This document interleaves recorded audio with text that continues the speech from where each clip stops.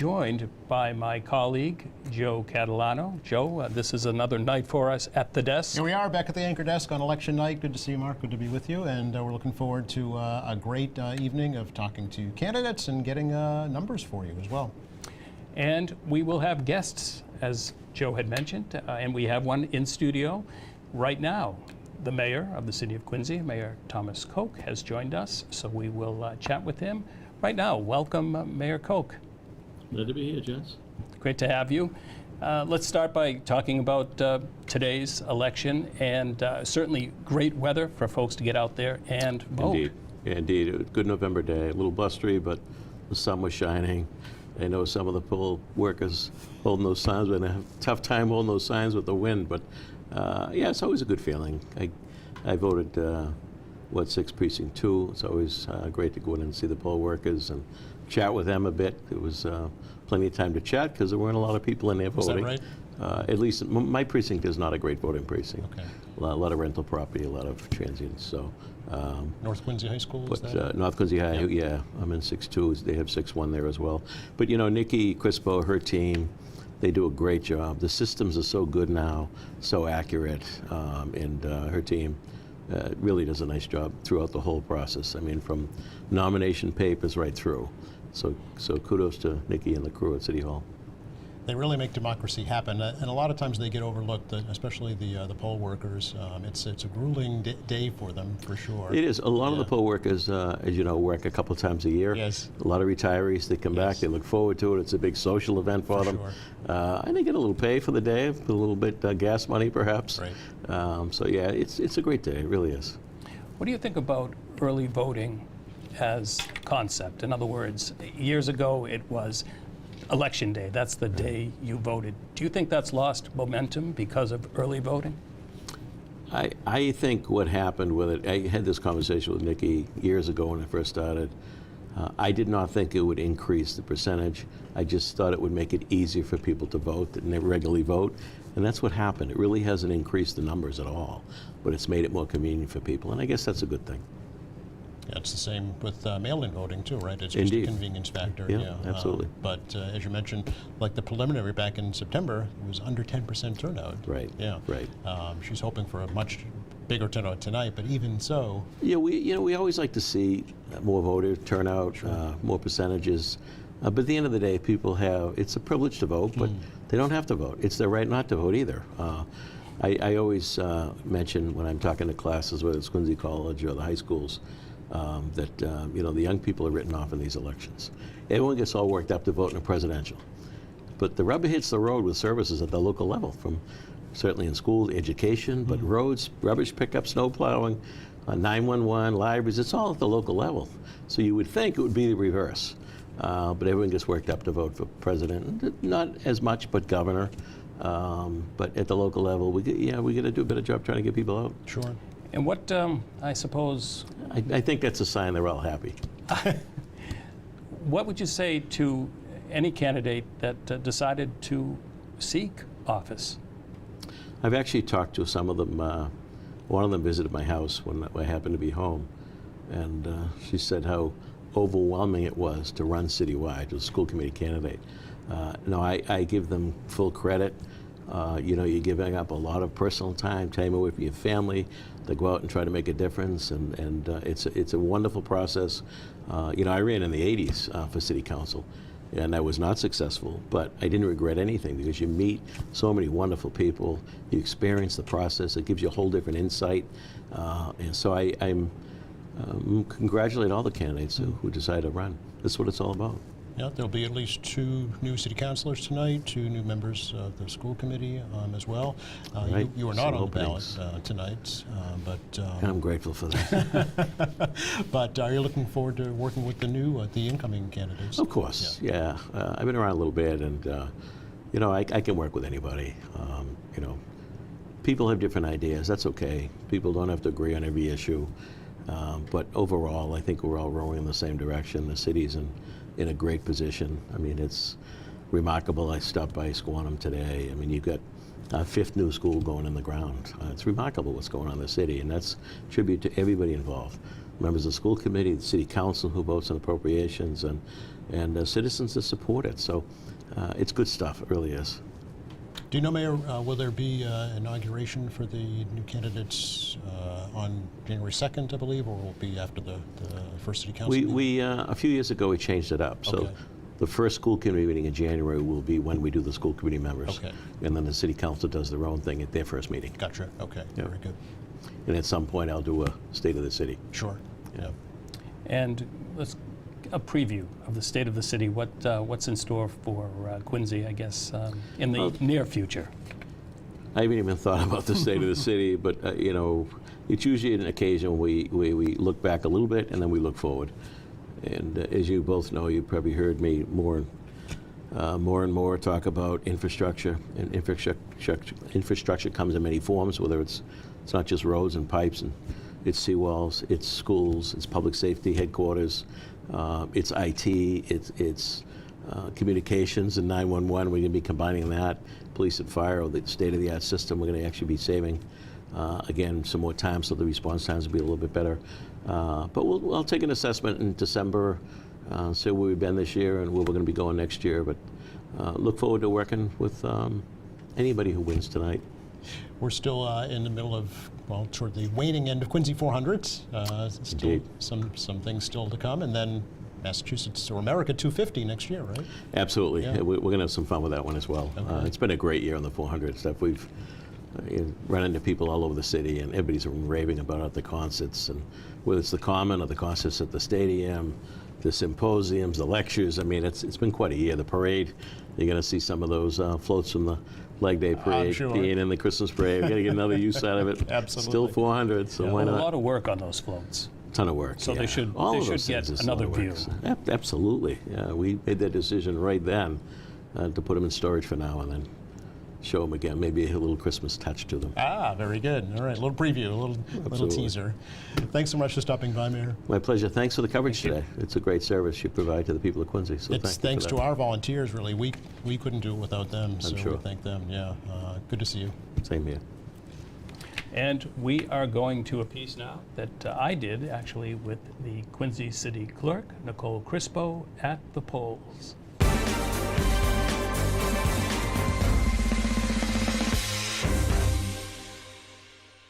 Yeah, so thank you for having me, and happy Election Day to everybody. So happy to be here.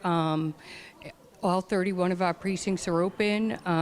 We did have early voting. We did have vote by mail, and those numbers are in at 3.9%, and we also had 3.5% out this morning. So all in all, we get about 7.5% have already voted. As of, probably the Vote Act of 2020, people are registered automatically when they go to the Registry of Motor Vehicles to get their license and IDs, and there's a lot of other ways, agencies that you can get registered to vote, including, any city hall in the 351 municipalities. So there's a lot of opportunity to register. There's a lot of opportunity to get out and vote. And talk about absentee ballots and the process that,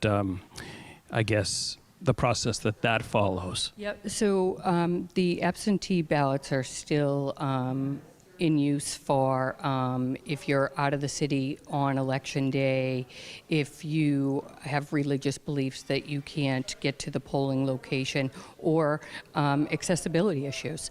So all of those are still part of early vote and vote by mail and absentee vote. They're still available. However, that's all closed now because it is election day.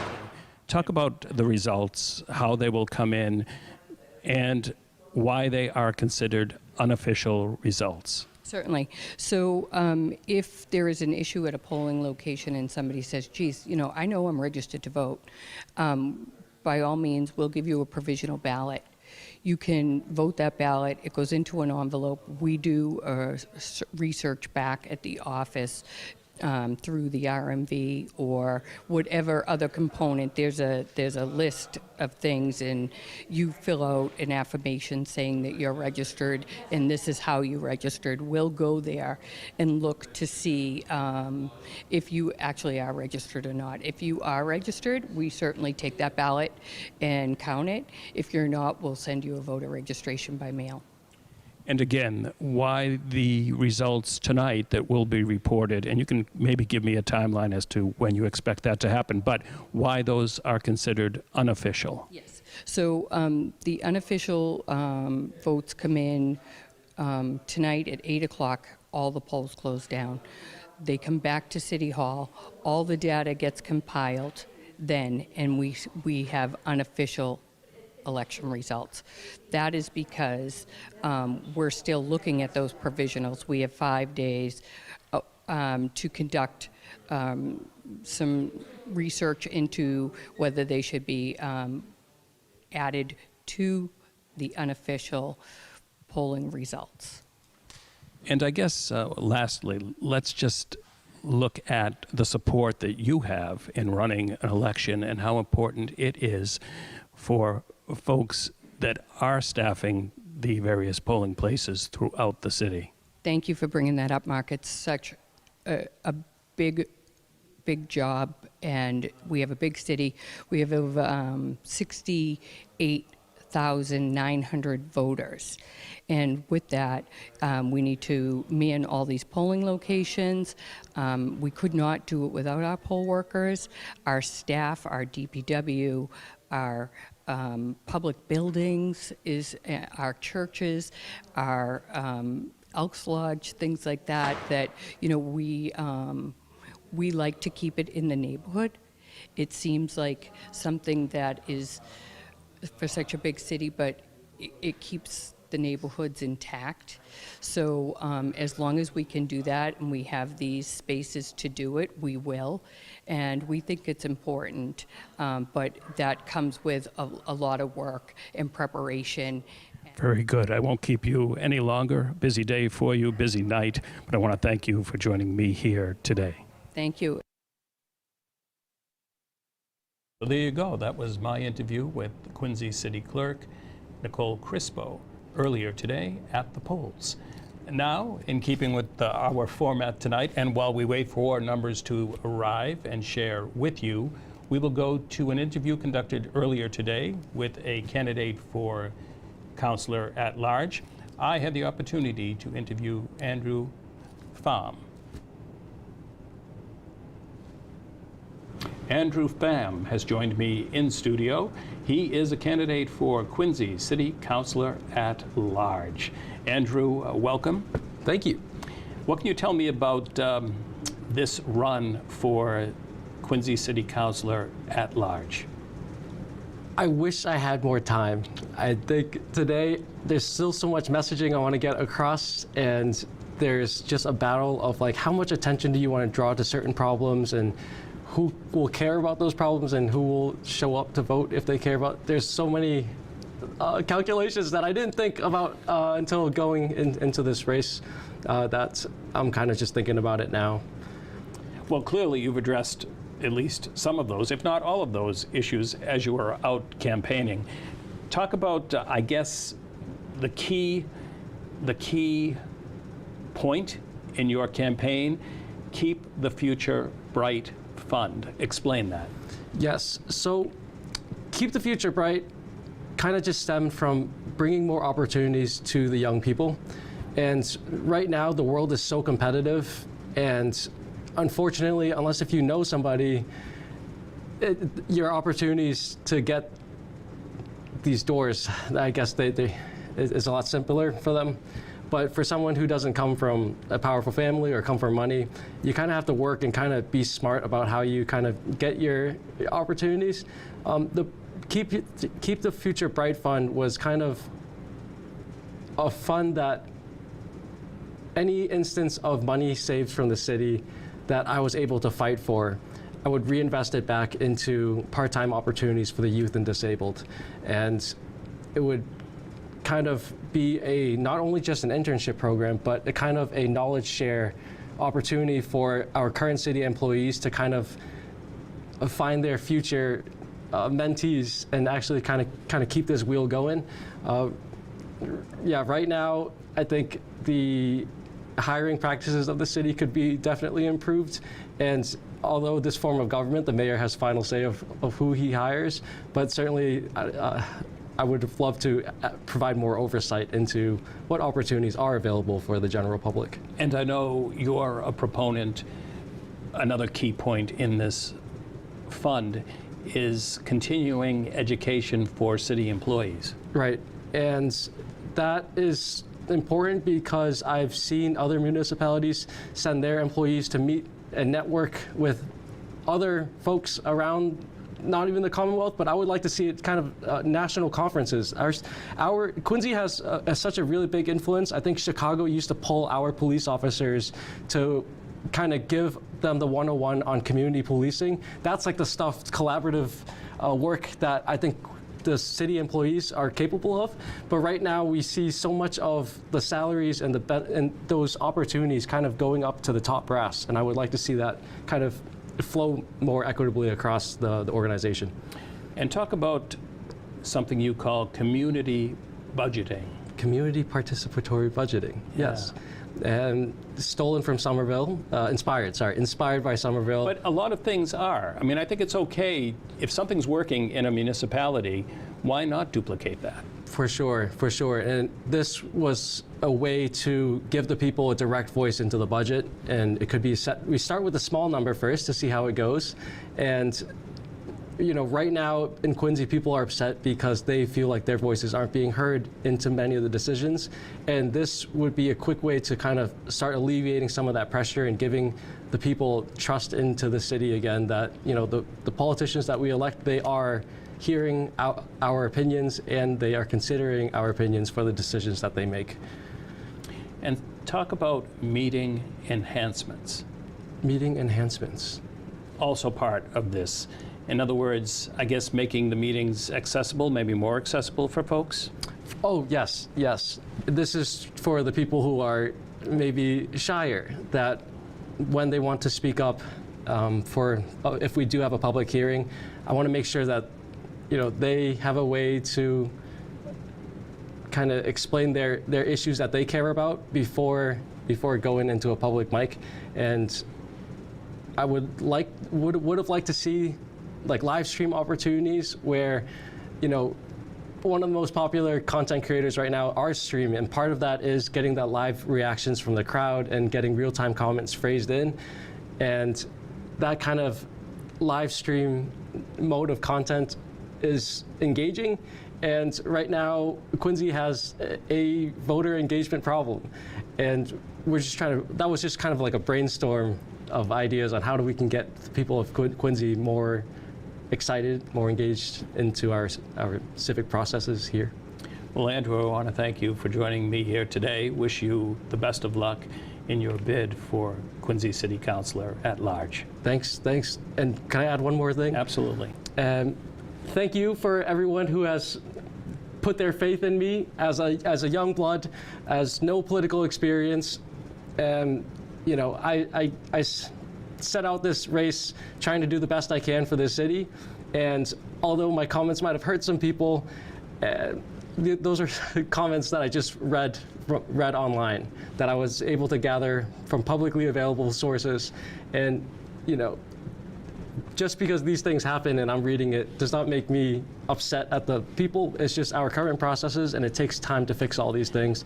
But yeah, thank you. Thank you for everyone who's put their faith into me. And thank you for your engagement. Thanks. Andrew Pham.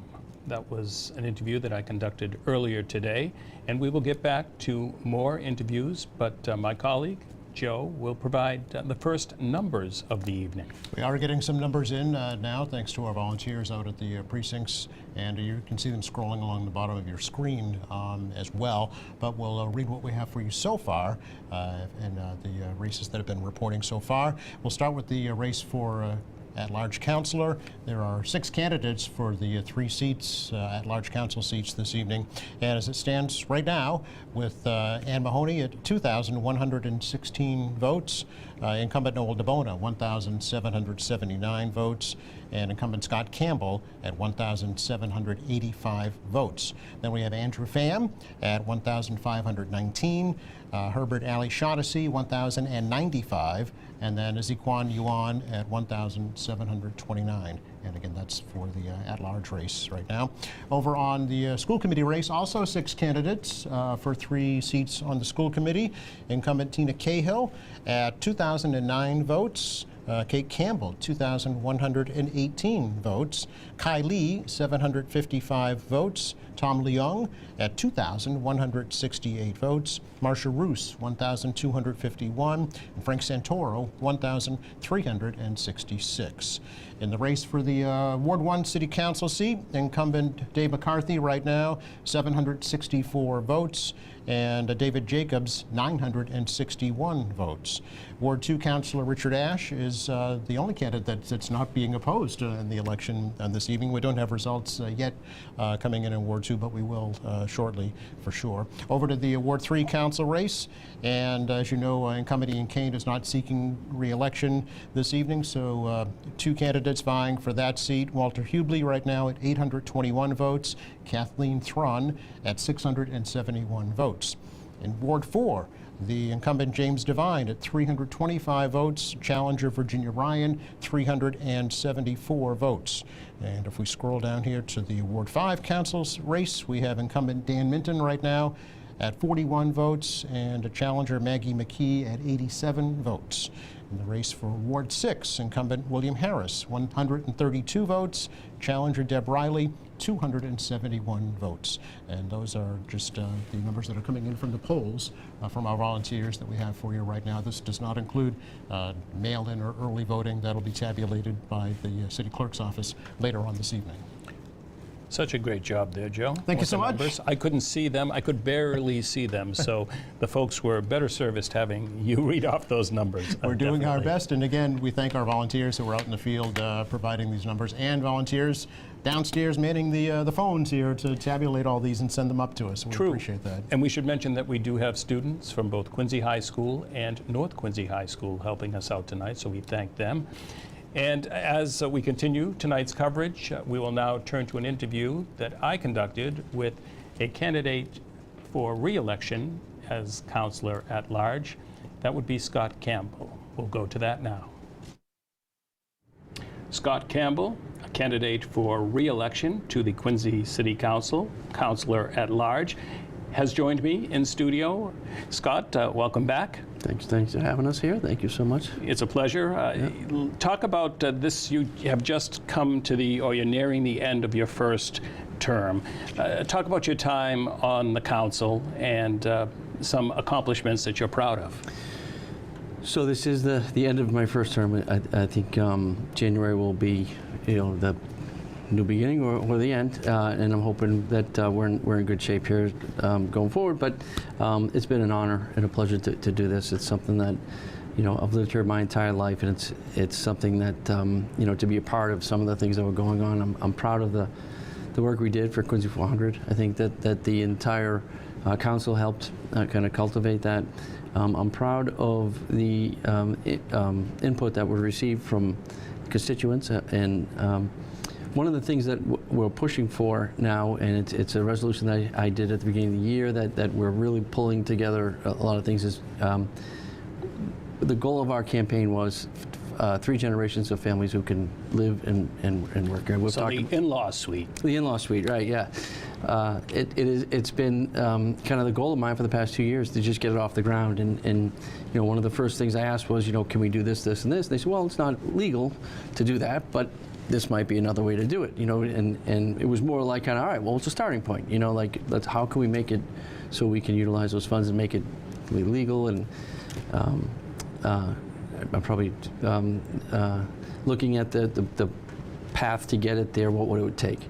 And what we're finding is there's a lot of programs and different credits that are available to seniors, to first-time homebuyers, to families who are looking to just redo a front porch. There are monies available and there are programs available and that stuff that we're trying to pull all together, so we'll have it under this affordable housing purview that we created back in January. Well, there's the Healthy Homes initiative in the city, so certainly people can draw from that. They can, and the interesting thing is that all of these programs, we know about them kind of separately, but if we can somehow get them into one place, and I'm a counselor here, and I'm also very active in the community, whether I'm a counselor or not, whether we win or not, I'm still going to be active. But for me to be a counselor and to not know about some of the programs, even after a year and a half, 2 years of working here, that's something that how can we expect that the relevant constituents know, the citizens of Quincy. So I think a job that we can do better at is really communicating that and making it more available, I think, to people and understand that it is an available product that they can use and something done. Certainly, and that really coincides well with affordable housing. Exactly. Yeah. So sometimes it's not the total solution. Sometimes it's you find parts of a solution, and this helps kind of build that into a better solution, I think. Your hope would be to continue with your stance on strong schools. I'm selfish, I think, a little bit. I've had the greatest experience possible with my oldest daughter. My youngest daughter she's thrived. Both of them have done well. We've also had a couple of hiccups along the way that they've needed help, and when we needed it, the school stepped up. And I think that's the way you build a great community. Is you have them the education and the sports and extracurricular and arts and all those things. That's what Quincy provides, and I think we need to keep those strong to keep the families ready and willing to stay here and be a part of the community forever. I think that builds community. And of course, I think we have about a minute left, but rising sea levels also a concern, so flood protection. I live in House Neck. So you know. We see it every day, and I'm third generation now. My wife's family, her grandfather, I don't know if he built it, but he lived there, and then my father-in-law lived there. Now my wife and I without children, so I'm sure they're going to be fourth generation. And each year that gets a little closer. Up there, when there's a big flood, it gets closer to our house, and it's scary, but it's also I think we have to take the steps, and we are, to try and do what we can to kind of combat that. And I said last point, but I do want to talk about quickly reliable, I guess, public transit, so the MBTA. So it's interesting. I started a job in January, and I used to have a car when I worked for the Treasury that I would be able to park in the garage. And when I first started the job, I asked if there was going to be transportation allowance or anything like that, and they said no. But we'll subsidize some of the things. They said you got to take the MBTA, and the nightmares that I heard were nightmares. If they gave me parking, I don't know if I'd take it. I mean, I'd love to have it. It's good prop to have, but the MBTA is. I am in, I step onto the train, I'm in my seat in 25 minutes in downtown Crossing. And you can't beat that. It's stress-free, it's clean, it's not perfect, but it's one of those things where it's better than it's ever been, I think, as far as I'm concerned. And I think we rely on that. I think it helps with the environment, it helps with, people who are unable to get in there on a timely way, and it helps. Well, good luck, Scott, on this day for the final city election here in Quincy. Thank you for joining me as well. Yeah, thank you for all you do. Thank you. You're a good man. If you're just joining us here at Quincy Access Television, thank you. You're watching our 2025 election night coverage live. Thanks to all of our volunteers who are phoning in numbers from us from 31 precincts across the city. You're seeing them scroll across the bottom of your screen, and we will keep them updated for you as they come in here. And just do keep in mind these are unofficial, certainly, and they do not include the mail-in or the early voters. In this tally right now. It will at the end of the evening. Some 2,600 voters cast ballots either early or mail-in before today's election as well. So that will have to be tabulated later on as well. Mark, I know that you had a chance to interview some more candidates earlier today. I did. Zhu Chen Yuan has joined us in studio, or joined me in studio earlier today. Let's go to that interview now. Zhucheng Yuan has joined me in studio. She is a candidate for councillor at large in the city. Zhucheng, hello. Welcome back. Thank you. Thank you for having me. From the previous election, now you've advanced to the final city election. What can you tell folks about your candidacy and what got you involved in the first place? Yeah. So as I said at the last interview, before I never thought about run for public office. Last year, when mayor's 79% pay raise issue news broke out, and I was shocked how city councilors can just roll over to approve it without giving a single public hearing, despite a strong public opposition. And so I helped organize the campaign to repeal this pay raise. And in 20 days, we collected more than 6,000 signatures and organized several major rallies. And people encouraged me to run for city council, to keep working for people who feel unheard. So that's why I decided to jump into the ring.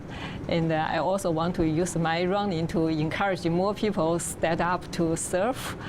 And I think democracy only works when people participate. And I want to bring awareness to people all over the city. That's why I locked the doors like every precinct, 31 precincts. Yeah. And there's a lot, certainly a lot of doors to knock. Yes. Talk about my volunteers and I together. Yes, and it's so important. Volunteers are very important. Yes, without volunteers by myself, I can't do this. And I really appreciate so many people help me and support me. And during knocking doors, when I talk to residents, I get a lot of support, and I really feel they put trust in my hand, and I don't want to let them down. Well, I know key points from your campaign: accountability, fiscal discipline, Yeah. and transparency. Yes, accountability. So from this pay raise issue, I feel like if residents so strongly oppose it and repeatedly require public hearing, how come the city councilors can refuse to give even one public hearing?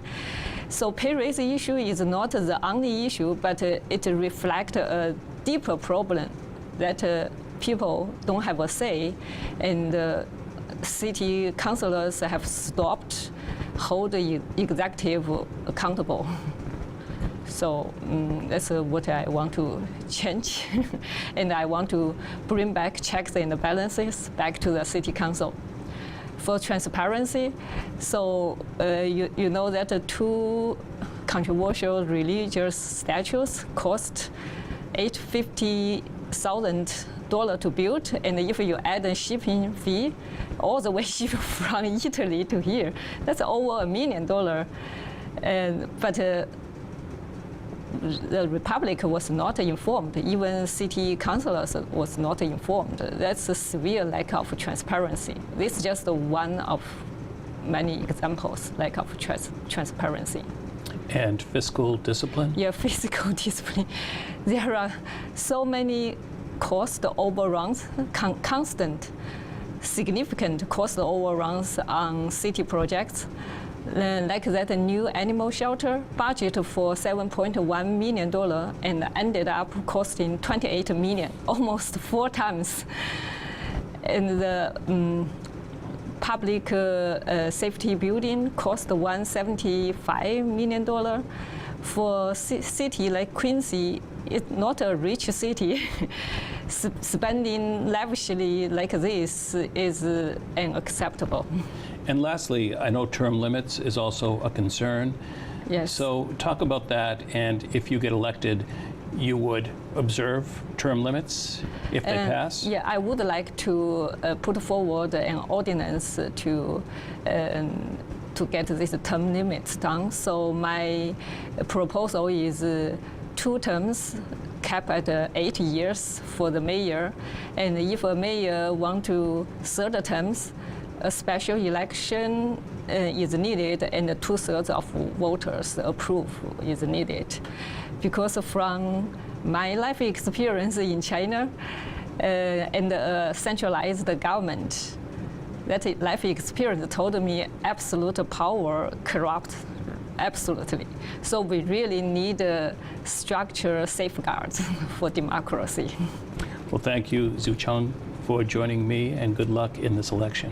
Thank you so much to have me.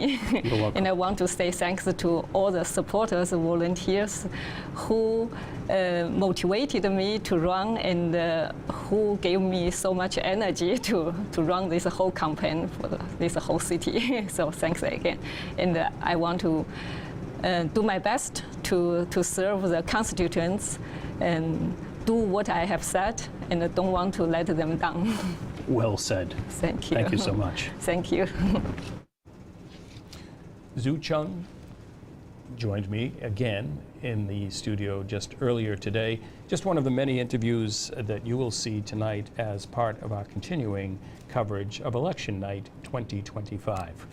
Yes, we thank the candidates who stopped by earlier today, and we may have some more coming in live this evening as well. Before we get to our next interview, let's run down some numbers, the latest ones that we have for you so far. And again, just keep in mind, these are just today's numbers from the precincts, folks who cast ballots at the polling locations today. It does not include earlier mail-in voting. And we'll start with the race for councilor at large, and we'll run them down as they're being phoned into us. Scott Campbell, the incumbent, now with 4,180 votes. Incumbent Noel DeBona at 4,622. Ann Mahoney, former councilor, topping the city right now for today, 5,523 votes. Andrew Pham is at 3,380. Herbert Ali Shaughnessy at 2,783. And your interviews, Equan Yuan at 3,882. For Ward 1 councilor right now, and again, this is just today's numbers, the incumbent Dave McCarthy at 897 votes.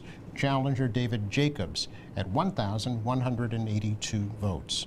In the race for Ward 2, Councillor Richard Ashe unopposed this evening. He has 867 votes right now. In the race for the open seat in Ward 3, Walter Hubley at 821 votes, and Kathleen Thron at 671 votes. In the race for Ward 4, and again, these are all the precincts reporting in for Ward 4 right now today, not including earlier mail-in. And the incumbent James Devine, 822, and challenger Virginia Ryan, 852. So right now, 30 votes separate the incumbent from the challenger in Ward 4, as you see there on your screen. And in Ward 5, the incumbent Dan Minton at 695 votes, challenger Maggie McKee, 888 votes. And in the race for Ward 6, we have William Harris, the incumbent, 887, challenger Deborah Riley, 1,271 votes. And those are the numbers that we have for you right now. We'll switch over to the race for the 3 school committee seats. Incumbent Tina Cahill at 5,036 votes. Kay Campbell, 5,167. Kai Lee at 2,030. Tom Leung, 5,055. Marcia Roos, 3,006 votes, and Frank Santoro, 3,285 votes. Those are the latest, and they'll be updating along the bottom of your screen throughout the evening as the numbers get called into us here at QATV.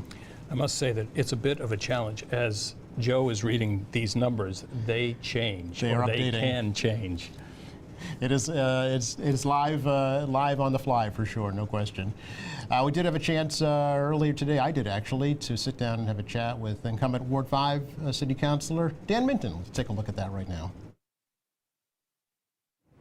Ward 5 Councilor Dan Minton stopping by to chat with us about his re-election efforts this evening during our citywide election coverage. Dan, great to see you again. Great to be here. Appreciate the opportunity to talk to you and find out how the campaign went over the past couple of months. Very busy. A lot of door knocking. I actually lost 6 pounds going up and down steps. Did you really? 2.5 hours every day. I don't want to lose the 6 pounds, so I look forward to gaining them back. But it's gone well. A lot of input from residents. A lot of issues, anywhere from Sales Home Pond to Princess Eve Marsh, Eastern Nazarene College, the 320-unit apartment complex that are going behind CVS. Then you get the neighborhood club. So there's a lot of issues. Absolutely, yeah. Any stand out as kind of repeat concerns as you were knocking on doors, things that most concerned about? The Princess Eve Marsh has been a project that's been ongoing, and we got some great news the last couple of days that they did some great dredging and hopefully restore the health of the marsh. So you are wrapping up your first 2-year term and trying to have another 2-year term. How come? Well, it kind of goes back to my career as a police officer, helping out people in bad situations. And I kind of missed it when I stopped, when I retired as being a police officer. So getting back out there and doing details, I was like, I'm not really helping anybody. So I talked to Chuck Phelan, and Chuck said, I'm not running, and I'll support you. And so I took the opportunity to go out there and run, and I've enjoyed it ever since. Have you? Did anything kind of stand out over the past 2 years as I felt good about doing that for somebody? Yeah, one of the things that really stood out was the ordinance about stem cells. Oh, yes. That was a Quincy resident, a Quincy employee that was a match for a stem cell. And she went through the process and she got sick, but she stayed strong enough to donate. And then after the donation, she was 120 pounds and the recipient was 232 pounds. So in my mind, they took out too much blood. And so she tried to go back to work, and then she got very sick and ended up in the hospital. And then she switched from one hospital to another hospital, and she probably lost 25 days. And there's no system within the city to cover her. So and I looked at that and I said, well, we can do something about that because the state has a policy. So we jumped on that. But we added, what the state didn't offer was the blood. Yes. And it's gone over well, and I was glad I did it. I got a lot of support from the councilors, and hopefully more people will sign up to try to make the match. Yeah.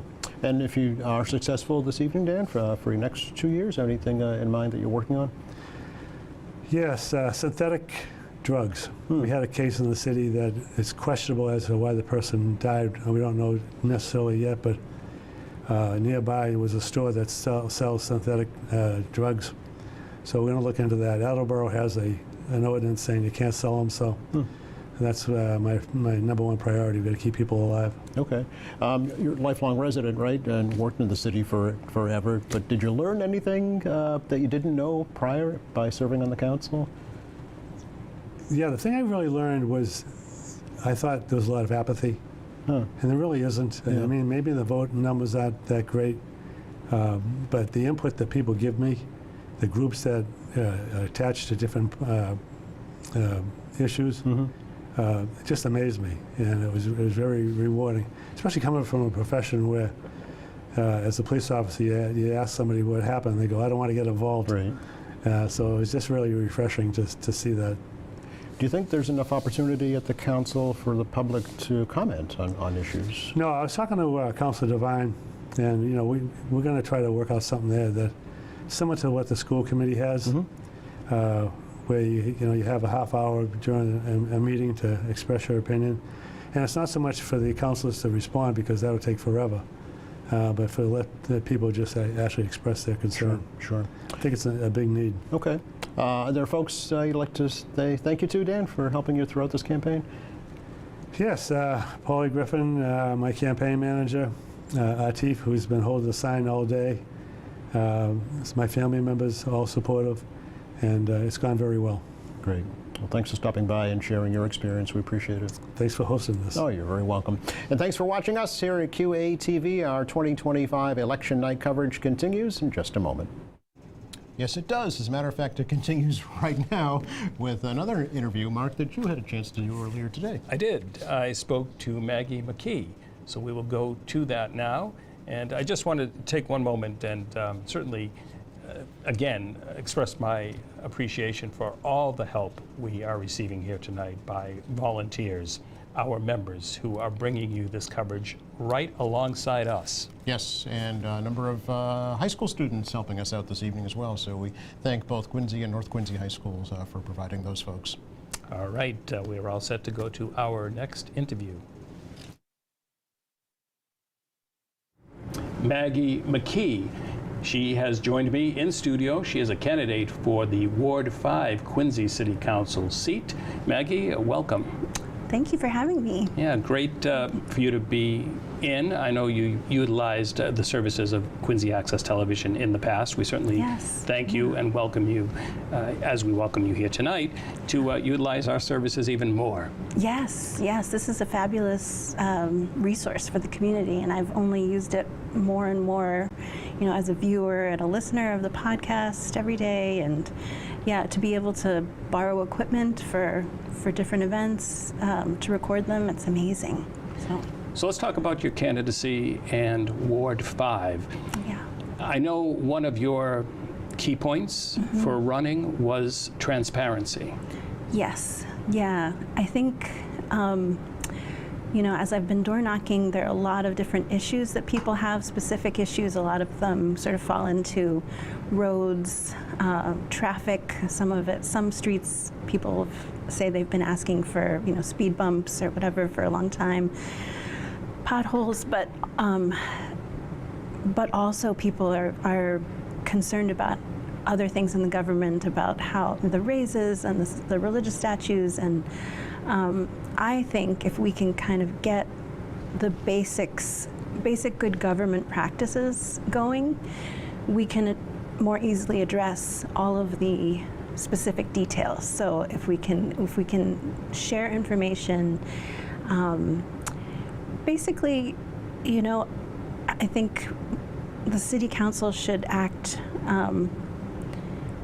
as a voice for the people, and also be able to raise questions. And with 9 people, you can get a lot of different perspectives. So I'm hoping that we'll get people elected who are really going to rigorously debate things and look at things from different angles and share information, which I don't think is really happening right now. And one of the things I know that you brought to the forefront of your campaign is land purchases by the city of Quincy.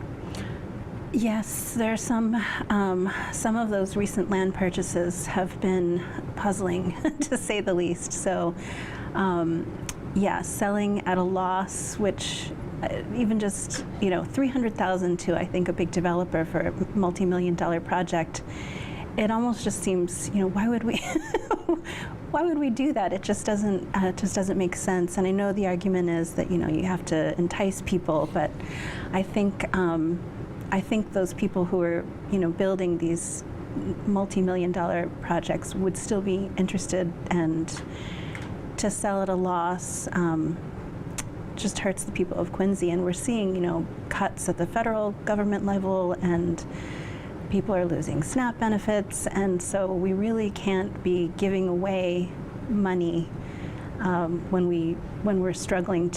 people are struggling to get food on the table, I think. So we have to be extra careful right now. But anyway, in general, I think we should be conservative about giving money away to billionaire developers. And lastly, talk about how you see the role of a Quincy City Councilor. And what I mean is possibly regarding meetings, regarding department heads, as far as coming before the council, that kind of a thing. Yes. So when I was thinking of running, I read through all of the council rules that I found online, and committee meeting scheduling and notes that I could find, and realized that most of the council committees are just kind of in name only. There's a lot of them, but they don't meet. So there's a couple that tend to meet, periodically, but that the subcommittees aren't meeting, and then public hearings, which many of us have been asking for some of these very controversial issues, and have been told repeatedly no, or ignored, really. public hearings are supposed to happen once a month on the second Monday of the month, according to the council's own rules. So, yeah, I think, again, like good government practice, if we can just get some of this kind of basic stuff down, that would help us move forward in a stronger way. So yeah, we need regular public hearings. We need the council can actually also, as you said, bring people in. It can submit questions to the mayor, and the mayor has a week to answer them before the council or send in a representative. So that really hasn't happened. Recently the mayor came in, but it was more of a presentation, and yeah, I think we need more in-depth looking at specific departments, looking at specific budget items more carefully. This year the budget went through with no changes, so the council can have a lot of impact on spending. They control the purse strings, so they can't add anything, but they can take it away or they can recommend changes, and that just isn't happening right now. Well, Maggie, I want to thank you for joining me in studio. Certainly wish you great luck in this election. Thank you so much. You're welcome. Yeah. Great interview there, continuing our live coverage here of Election Night 2025, the city election. Interviews, numbers, we have it all, Joe. We do, including guests here in studio, and right now we want to introduce to you somebody I think a lot of folks would be familiar with, former Quincy City Councilor, school committee member Ann Mahoney, who at this point in time during the numbers coming in this evening is leading in the city results with 6,739 votes in her candidacy for one of the 3 at-large city council seats. Welcome, Ann. Thank you very much. I'm so happy to be here with all of you and everybody at home, too. Thanks for stopping by and chatting with us. How are you feeling? I'm elated with the numbers that are coming out. Not just in my race, of course. We're all very competitive when you get into this world of politics, right?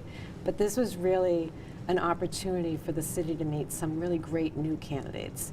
And it's from what I'm seeing and how it's going, it's really kind of just telling a great story, and I'm very excited about that, because we have a great city and we have great people who are stepping up, and democracy was playing its best role tonight.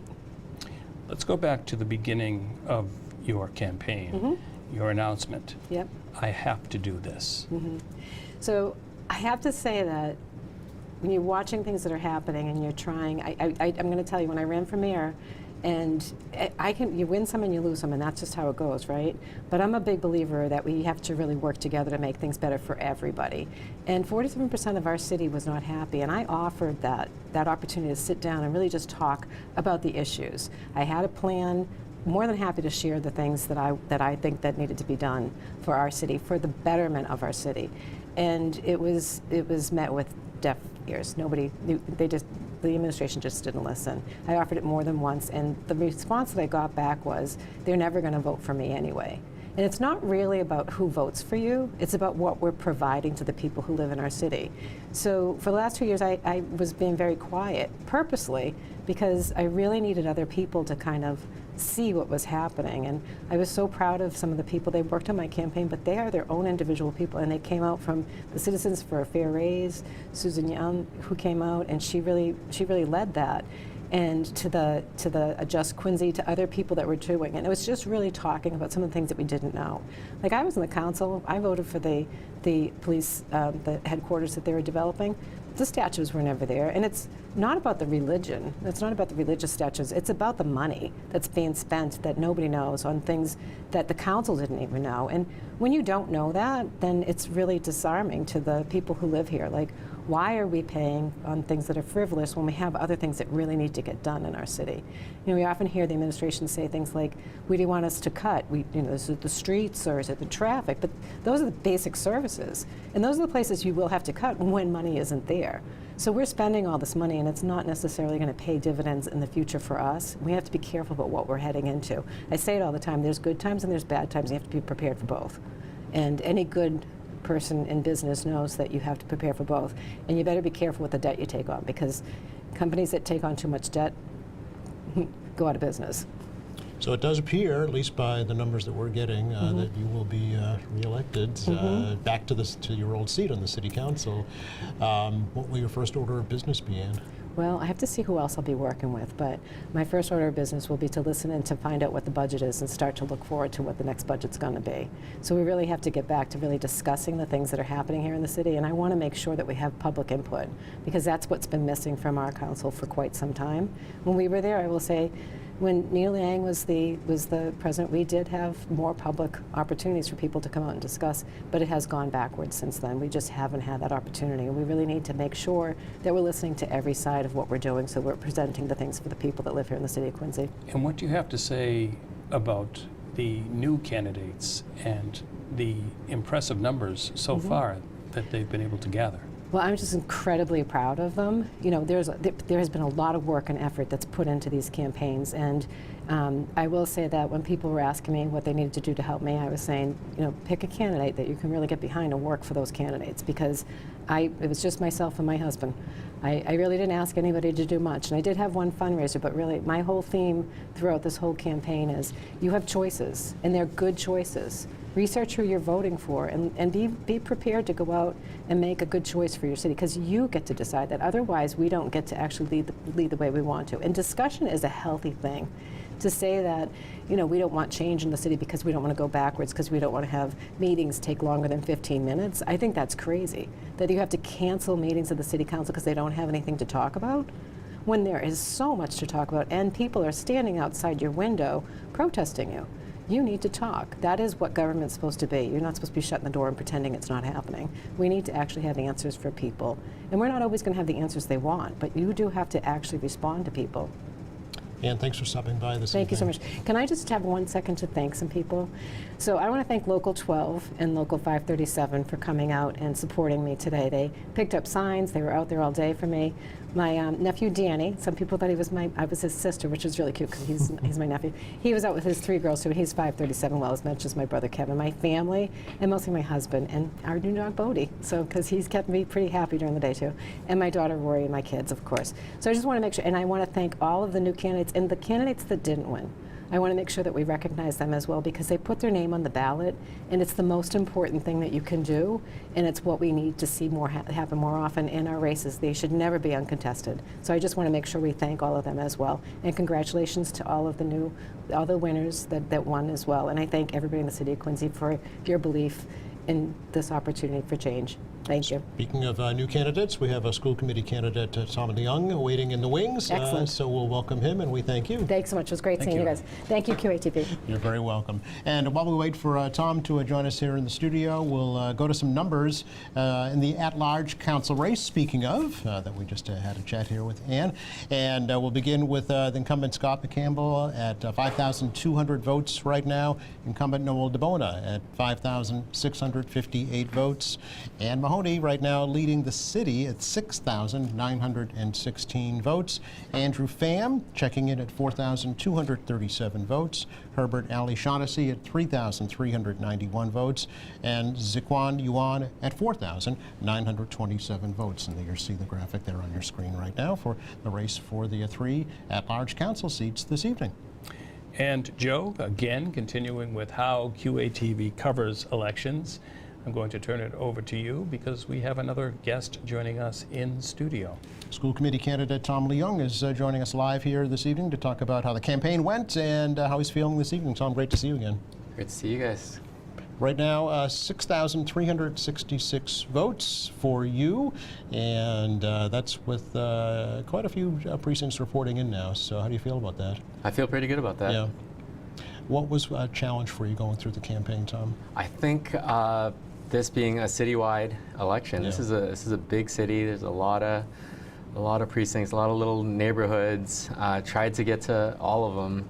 I started early and had a good plan, had a great team, and we just executed. And our message was received pretty well.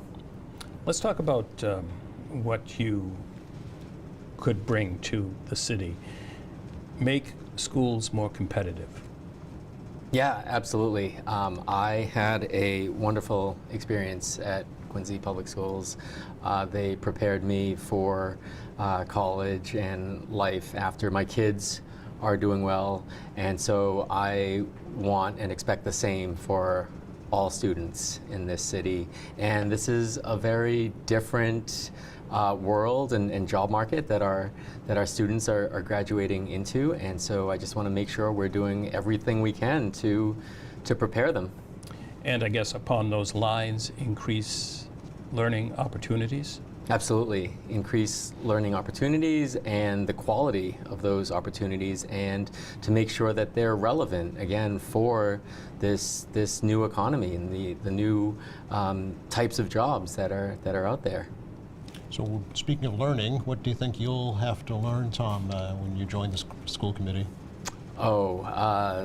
Yeah, there's going to be a lot to learn. So I'm going to spend, the first 6 or 7 weeks probably just listening and maybe visiting some schools, and getting to know my colleagues better, and seeing how, where we have the opportunity to collaborate. Sure.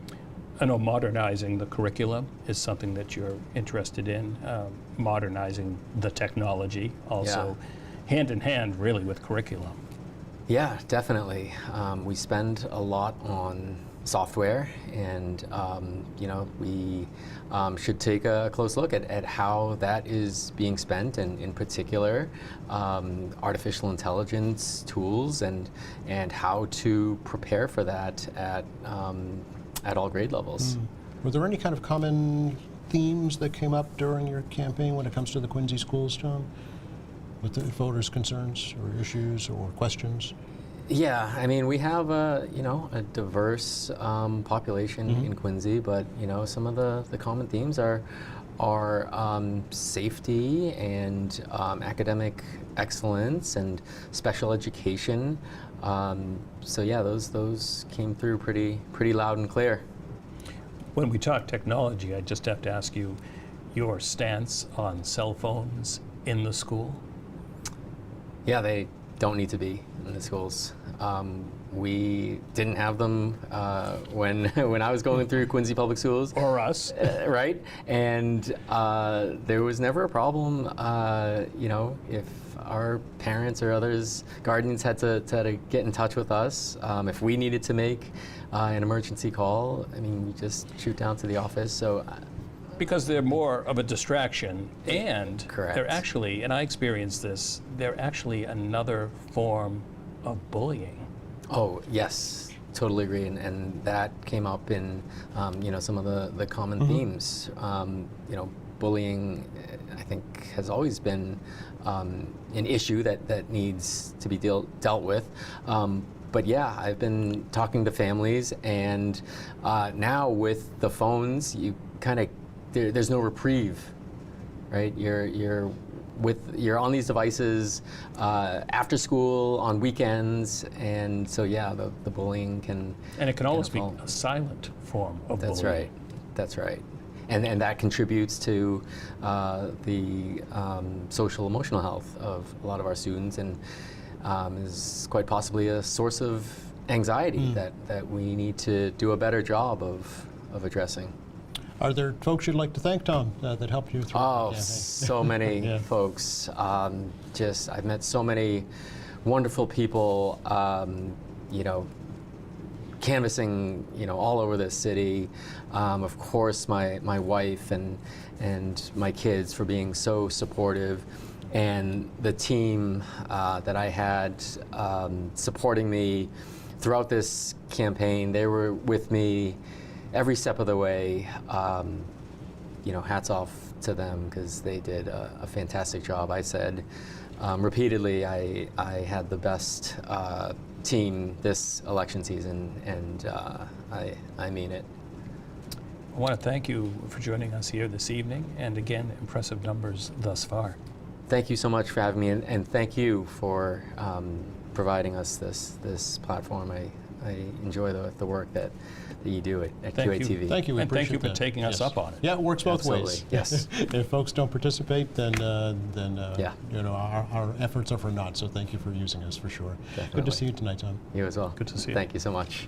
We have just about all the precincts are reporting this evening. Now we can share some numbers with you. We'll begin in the race for Ward 1 City Councilor, and incumbent Dave McCarthy right now, 1,310 votes, and challenger David Jacobs at 1,650 votes, and that's 5 of 5 precincts reporting. Again, keep in mind unofficial results, and also not including the 2,600 plus early/mail-in votes as well. So those will be tabulated at the very end of the evening. Over to the race for Ward 3, the open seat, as Ian Kane is not seeking re-election this year, and Walter Hubley checking in at 1,150 votes. Kathy Thrun, very close second at 1,025 votes. Again, 5 of 5 precincts reporting. Unofficial results there in Ward 3 right now. Over to Ward 4, and James Devine, the incumbent, at 822 votes. Challenger Virginia Ryan with 30-vote lead right now, 852 votes in the race for Ward 4, 5 of 5 precincts reporting, and thanks to our volunteers for that. Over to the race for Ward 5, and we have incumbent Dan Minton, 898 votes. Challenger Maggie McKee, 1,293. And again, that's 6 of 6 precincts reporting unofficial results. Ward 6, the only right now ward that we don't have all of the precincts, but we have 4 or 5 of them that are checking in. And the incumbent William Harris at 887, challenger Deborah Riley 1,271. So could be some shakeups this evening. Could be some changes for sure on the city council. Let's see how the at-large city council races are shaping up right now. And this is a 30 of 31 precincts reporting unofficial results as they stand right now. Incumbent Scott Campbell, 5,200 votes. Incumbent Noel DeBona, 5,658 votes. Ann Mahoney, who we just chatted with earlier, and looks like she will get her seat back on the city council, 6,916 votes. Challenger Andrew Pham at 4,237. Herbert Ali Shaughnessy, 3,391. And Zixuan Yuan at 4,927 votes. And we go over to the school committee race right now, and there are 3 seats on the school committee, 6 candidates. This is 30 of 31 precincts reporting. Incumbent Tina Cahill, 5,876. Kate Campbell, 6,015. Kai Lee, 2,367.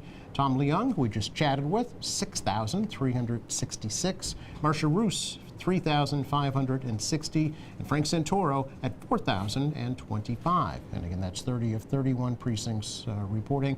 And those are the very latest numbers that we have for you. Again, in-person voting today at the polls, not including the early or mail-in votes. And these are unofficial until they're certified by the Secretary of State's office, actually. And we get the city clerk's final numbers for the results this evening. And just as we kind of take a minute to acknowledge and thank all of our volunteers, our members, our volunteers are our members here at QATV, at Quincy Access Television, stumbling over my words. Way too early for me to stumble over my words. They put the show on as well as the two of us that you see. No question, everybody plays a part. It Absolutely. is I mean, it sounds like a cliche, but it really is a team effort. Couldn't happen without all the folks behind the scenes here for sure. So we thank them. And our director, of course, Jonathan Caleri, that is behind the scenes, along with our technician, Christopher Potter, and Carol Themen, Michael Jarvie. Certainly, it takes, I suppose, what do they say? It takes a village. A village, yes, there we go. And now we actually have an interview with the Ward 1 candidate who is doing quite well here in the city this evening. That would be David Jacobs. David, welcome. Hi. And congrats. Good evening. Yeah, thank you. Well, hopefully the numbers keep Yeah, how going are you over feeling? there. Feel good. Yeah. Feel very good. You know, I was out there door knocking, and you know, it's been busy. You know, and you hear things, and you know, the one thing I heard was that people were concerned with the direction the city was going in, and that they really wanted change. They felt like their voice wasn't being heard. Are you surprised? Yes. Really? Yes and no. I mean, I was optimistic that, the numbers would go my way, but, you just never know going against, an incumbent like that, 8 years in, 12 years in before that, a large amount of money in his campaign finance, so it was, we were 9-1, so. Yeah, so what do you attribute your success to, Dave? Hard work, a lot of hard work. My wife would tell you that I worked really, really hard, sacrificed a lot. I think you only know how much you sacrifice unless you've done it. And I know other politicians have said that before, but it is true. It's hours and hours away from home. It's phone calls all the time. It's, just talking to people all the time. And, I live in Howes Neck, and we do a walk. We call it the Howes Neck 500. My wife refuses to do that walk with me now because everybody stops to talk, and it takes too long. So, but I still do it. So. We should mention that Ward 1 has the most coastal property in the city. That's beautiful, but it's also a challenge. It is, yeah. I mean, under the former Ward 1 councilor, Margaret LaForest, who was also from Howes Neck, she really worked really hard in getting, seawall reconstruction, and the current Ward 1 councilor, David McCarthy, continued that work. I watched a program just here with you guys a couple of weeks ago where they're like 90% done with the design portion of it, so that will obviously be something that we'll be working on going forward. It's important, to, not just the 53 residents that it affects, it's really important to everybody, in Howes Neck, and I have family that lives on Manatee, right there, and, when the water comes up and over, it's tough, so it needs to be addressed. So were people, when you were out door knocking and talking to folks, David, were people more concerned about Ward 1 specific issues or citywide issues? Or a So, combination? yeah, that is the interesting thing, and I got some pushback up from some people about how I was focusing too much on like city issues. But the only thing is like, that's what I was hearing at the door.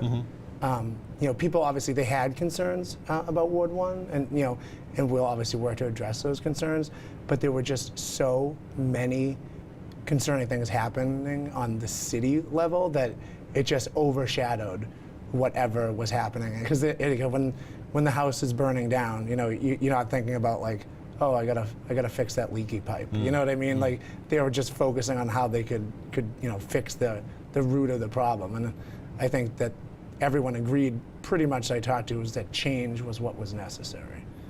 So. And I'm sure folks constantly brought up roads, sidewalks. That's not unlike any ward. Yeah.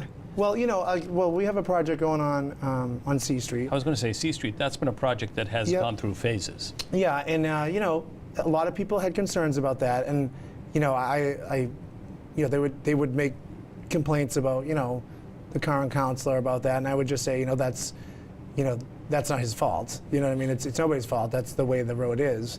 And me being elected Ward 1 councilor is not really going to change that if I am elected. But I did feel like that the current ward councilor could have done more advocacy of sending like letters, to the contractor saying, hey, my constituents are concerned about the conditions of the road. And he, as far as I know, wasn't doing those things. And people, I would bring that up at the door because they would, really be saying like, oh, it's his fault, but it wasn't, the current councilor's fault. It was the fault of the contractors. But I did say, the current councilor could be doing this, but to my knowledge, he is not. So if you are, as you say, elected, how will you respond to that? How will you address that? Yeah, well, so I've been doing that, the last couple of months, as I would have kind of major constituent issues. I would post about that. I would meet with people. I would post about them online. And, it's just so residents knew about it. And I was getting a lot of positive feedback about that. Just people saying like, wow, it's so interesting. Like, I didn't know this was going on.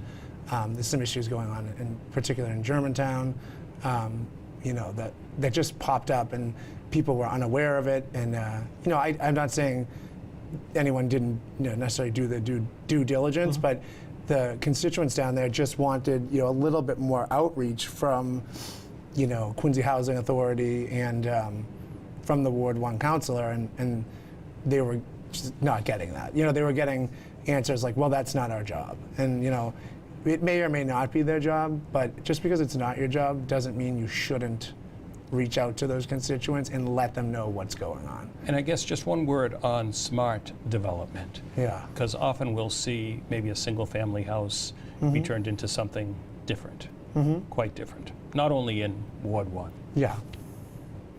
Well, I mean, I think any development that happens, needs to be addressed with the residents who live in the neighborhood. We had some projects going on in Marymount. There's 2 going on right now. One of them was a little bit more controversial than the other, primarily because the city solicitor was involved with that project. But the residents in Marymount just felt like, the whole thing was not handled well. They felt like their concerns really weren't being addressed. And, I went to the meetings, even though I didn't live in Marymount, because C Street is such a main thoroughfare for so many communities in Ward 1, and it was hard to be at those meetings.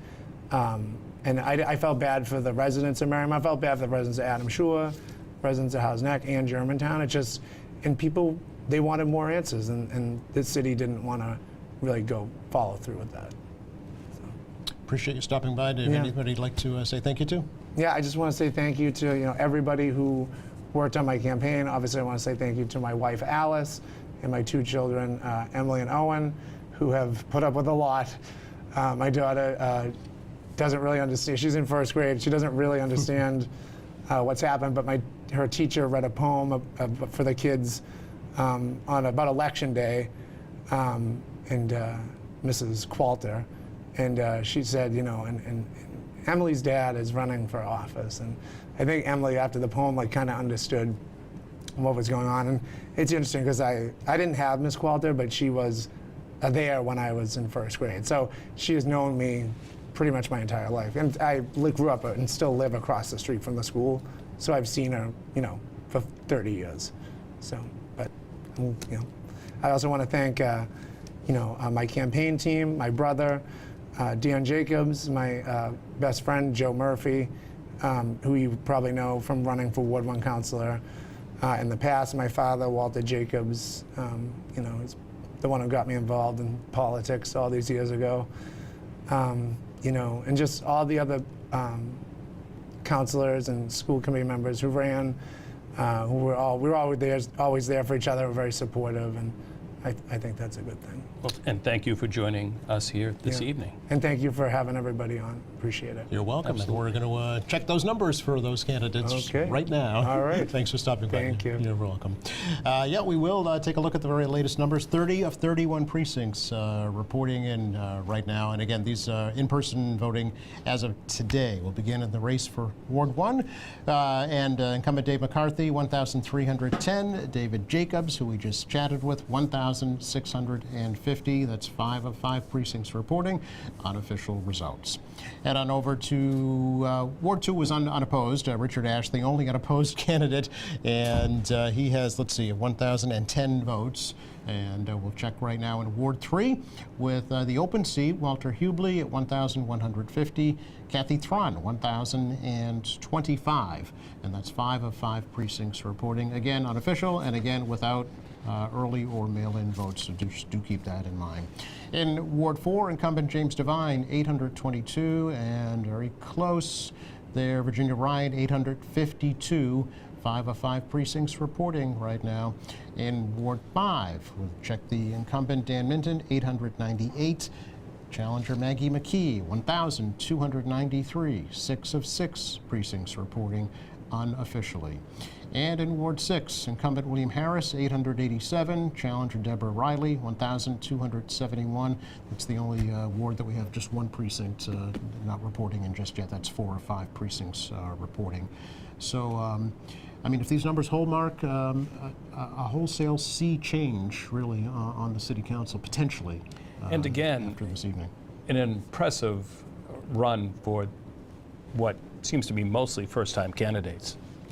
Absolutely, no question, yeah. Also 3 at-large city council seats on the ballot in Quincy today. And with 30 of 31 precincts checking in, incumbent Scott Campbell, 5,200 votes. Incumbent Noel DeBona, 5,658. Ann Mahoney, 6,916 votes. Andrew Pham, 4,237. Herbert Ali Shaughnessy, 3,391, and Zixuan Yuan at 4,927 votes. And as we know, at-large Councilor Nina Liang not seeking re-election this evening. And 3 school committee seats that are on the ballot as well. 6 candidates vying for those, with 30 of 31 precincts checking in. Incumbent Tina Cahill, 5,876. Kate Campbell, 6,015. Kai Lee, 2,367. Tom Leung, 6,366. Marcia Roos, 3,560. And Frank Santoro at 4,025 votes. So far, 2,600 early votes that have not yet been tabulated. So we'll have to add those in for the city. We'll have to add those in and let us know, and then we'll let you know. Absolutely. Well, joining us to continue our coverage, to continue our interviews, we are joined by a candidate for re-election as Councilor at Large, Noel DeBona. Noel, welcome back. Congratulations. Thank you. Thank you for having me tonight. It's been a flip-flop of the city, I could say. And I think there was 2 really pressing issues out there that happened over the last year and a half you guys have been talking about a lot, is the mayor raise and the statues. It's come up constantly for the last couple months in the election. And when you have issues like this, no matter if you did 100 really good things with the city and you're putting it in a good position and you're having Quincy 400 events and you're doing all these extra things at the Ruth Gordon Amphitheater and you're doing a great job with this and that, it doesn't matter. It all gets erased. So you're going to say that as you were out there campaigning, That's all I these were heard. the issues. Okay. For a year and a half, all I heard in that city was the mayor's raise. Everywhere I went, I heard about mayor raise. Everywhere. And I want to apologize to the voters to everybody out there for that vote. I really think I made a mistake because I really thought about the 151 to 285 is such a big jump that it just was too much. I think what the council should have done, I should have done, was take the advice from Dan Minton, cut it to 230, which would have been $55,000 less, and get that down to a certain amount. And I talked a lot about, there's people in the city making $180,000. There's commissioners, department heads. And says, that's kind of a good marker. The mayor's come in with 225, which is coming in the next council meeting. Yeah, will you support that? No? I pretty much will probably support that because it's 3%. It's not 285. I want to apologize to everybody out there because I got face-to-face with a lot of folks, and for a year and a half, it's all I heard. I went to Ruth Gordon Amphitheater. I went everywhere, and it was about that. It's about, you know what? It was just such a big jump. And when you put a big jump in like that, with the 79% jump, it caught people's attention. And I think, personally, you saw the results tonight. And when you have a surge of this insurgency of that vote, one vote changes the whole complexion of upside down, all the good things you did in the city to that. And I heard it constantly. Everywhere I went to, supermarket, Ruth Gordon Amphitheater, even Quincy 400, they were talking about it. Even people that were in the middle somewhere, they were talking about it. It just created a monster of its own. I'm glad that the nightmare's over. I'm going to be honest with you. It was brutal. Campaigning-wise, I want to thank all the voters out there that came out and gave me a vote. I apologize for that last vote a year and a half ago. Hopefully it'll be rectified at some point. I want to thank my dad. My dad, I think if we didn't really turn the gas on with getting out there and meeting a lot of people over the last months, I don't think this would have been a good position I would be in tonight. I want to thank my dad and my family, my wife, for sticking by me. I want to thank a lot of the loyal supporters that stuck by me, because without them, you don't have that chance to go back into office. I'll be the longest, hopefully, with the numbers that come out, I'll be the longest standing councilor up there. I've served with Ann Mahoney, 6 years on the council, 2 on the school committee. You will likely again. And likely she's topping the ticket. And I can work with Ann. We sat next to each other for school committee. I got to know her. You know what you're going to get with Ann. At least you know. A lot of the newer ones, I've met them at different places. Yeah, what's your advice, Noel? My advice is it's really about being fiscally conservative. I think the biggest issues out there is the spending and where it's come to. And I think for us, for the next 2 years, I think people want to pull back the reins of spending. I mean, that's something that I heard constantly about spending and 1.6 billion, but people don't understand exactly what compartments they're in. And I think there's going to be a balance of pulling back the reins and getting conservative on fiscal spending. And I think that's going to be a big issue up there at the city council level. So when it's time for the Committee on Finance to meet to discuss FY27's budget, do you think it will be given more scrutiny than? Absolutely. Absolutely, without a doubt, 100%, because the votes are there. I think also the bonding. When you come up front of the council to bond things, I think that's going to be really scrutinized. Even things like roads and sidewalks is going to be scrutinized. I want to thank also the Quincy Fire Department. You know, a lot of the guys were out there helping out. Local 792. Thank you for firefighters for going out there and helping me this past year, past election. IBFW, Local 103 really came out to really help me. Those two, local unions really put us over the top. I want to thank everybody who won. All these different folks that came out, and you've seen a whole flip-flop of an entire city in this election. I mean, you've seen the numbers; they're right in front of us, and I'm like, wow. But 2 issues.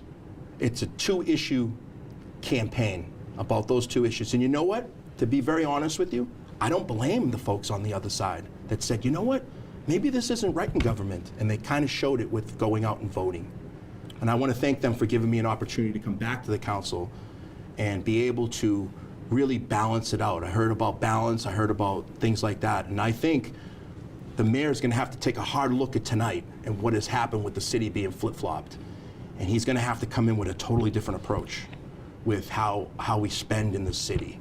And it's going to be, I mean, we're looking at numbers like no tomorrow. And I'm like, wow, really, if we didn't get out there and really, so there's a campaigning part of the election, and then there's doing the job of elections, of being a counselor.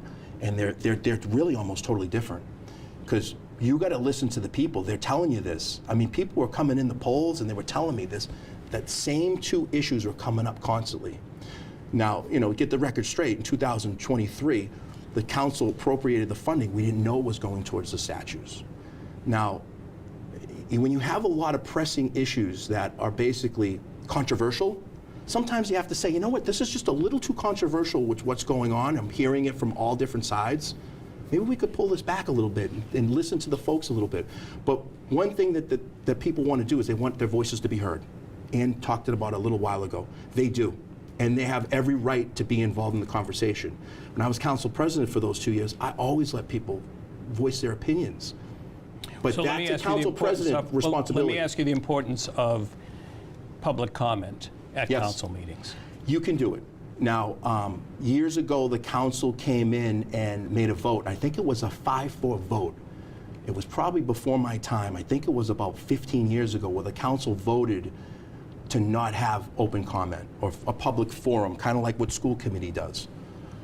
I have no problem with that. But there has to be time limit on there, definitely like school committee does. But people want their voices to be heard.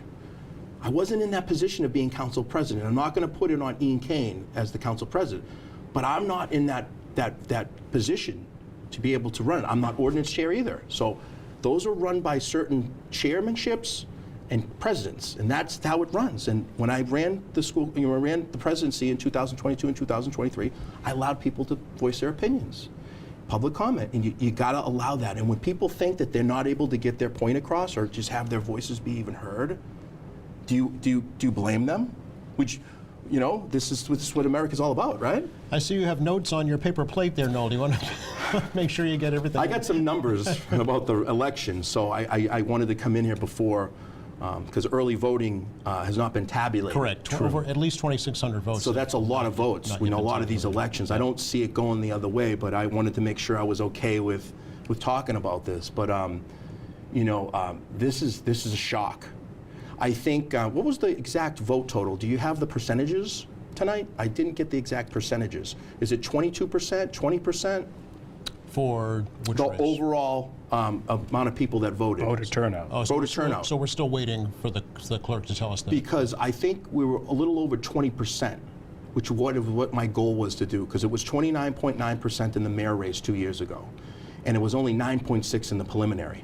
If we were looking at 15%, I was definitely not going to be sitting in front of you tonight, because a lot of the people that were going to vote for me would have not come out to vote.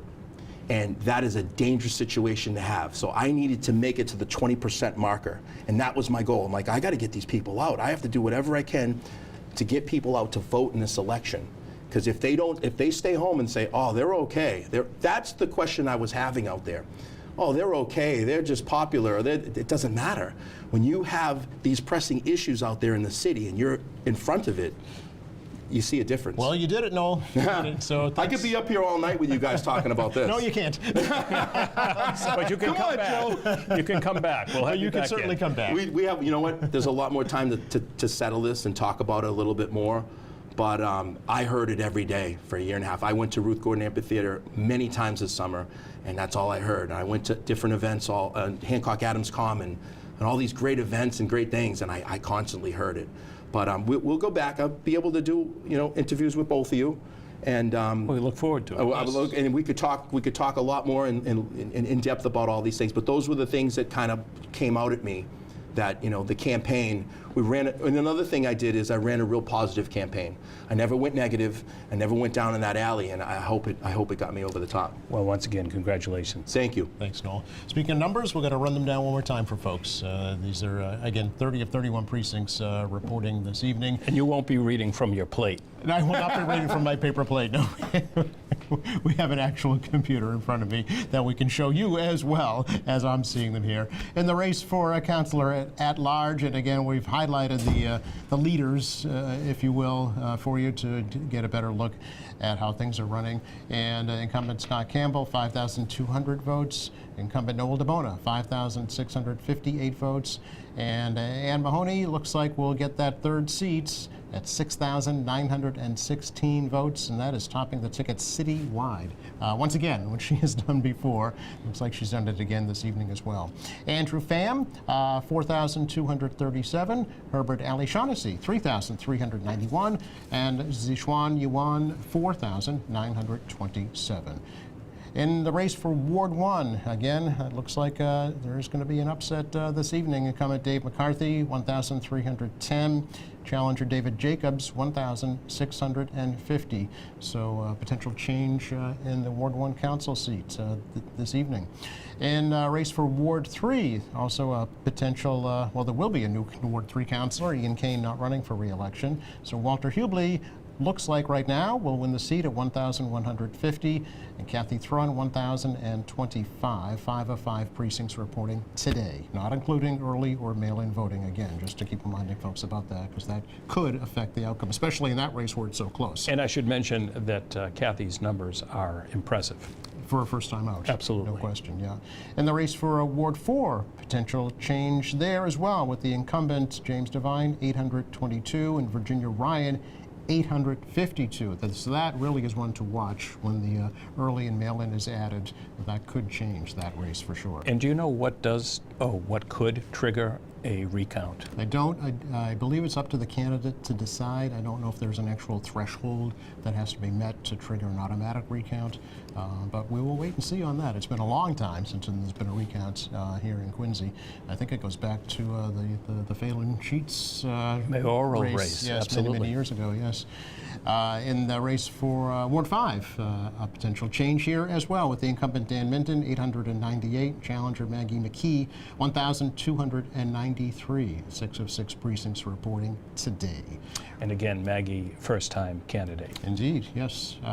Ward 6, potential change as well with the incumbent William Harris, 887, and Deb Riley, 1,271 votes. 4 of 5 precincts reporting there in Ward 6. Over to the race for school committee, there were 3 seats on the ballot today, and it looks like incumbent Tina Cahill will be re-elected to another 4-year term, 5,876 votes.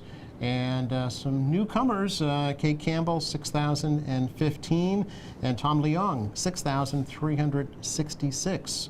It looks like those will be your new school committee members for the next 4 years. Kai Lee at 2,367, Marcia Roos, 3,560, and Frank Santoro, 4,025. We are now going to continue with interviews, and an interview that was conducted, I believe you were the conductor. Yes, indeed. Deb Riley, a candidate for the Ward 6 City Council seat, stopped by earlier today. Let's hear what she had to say.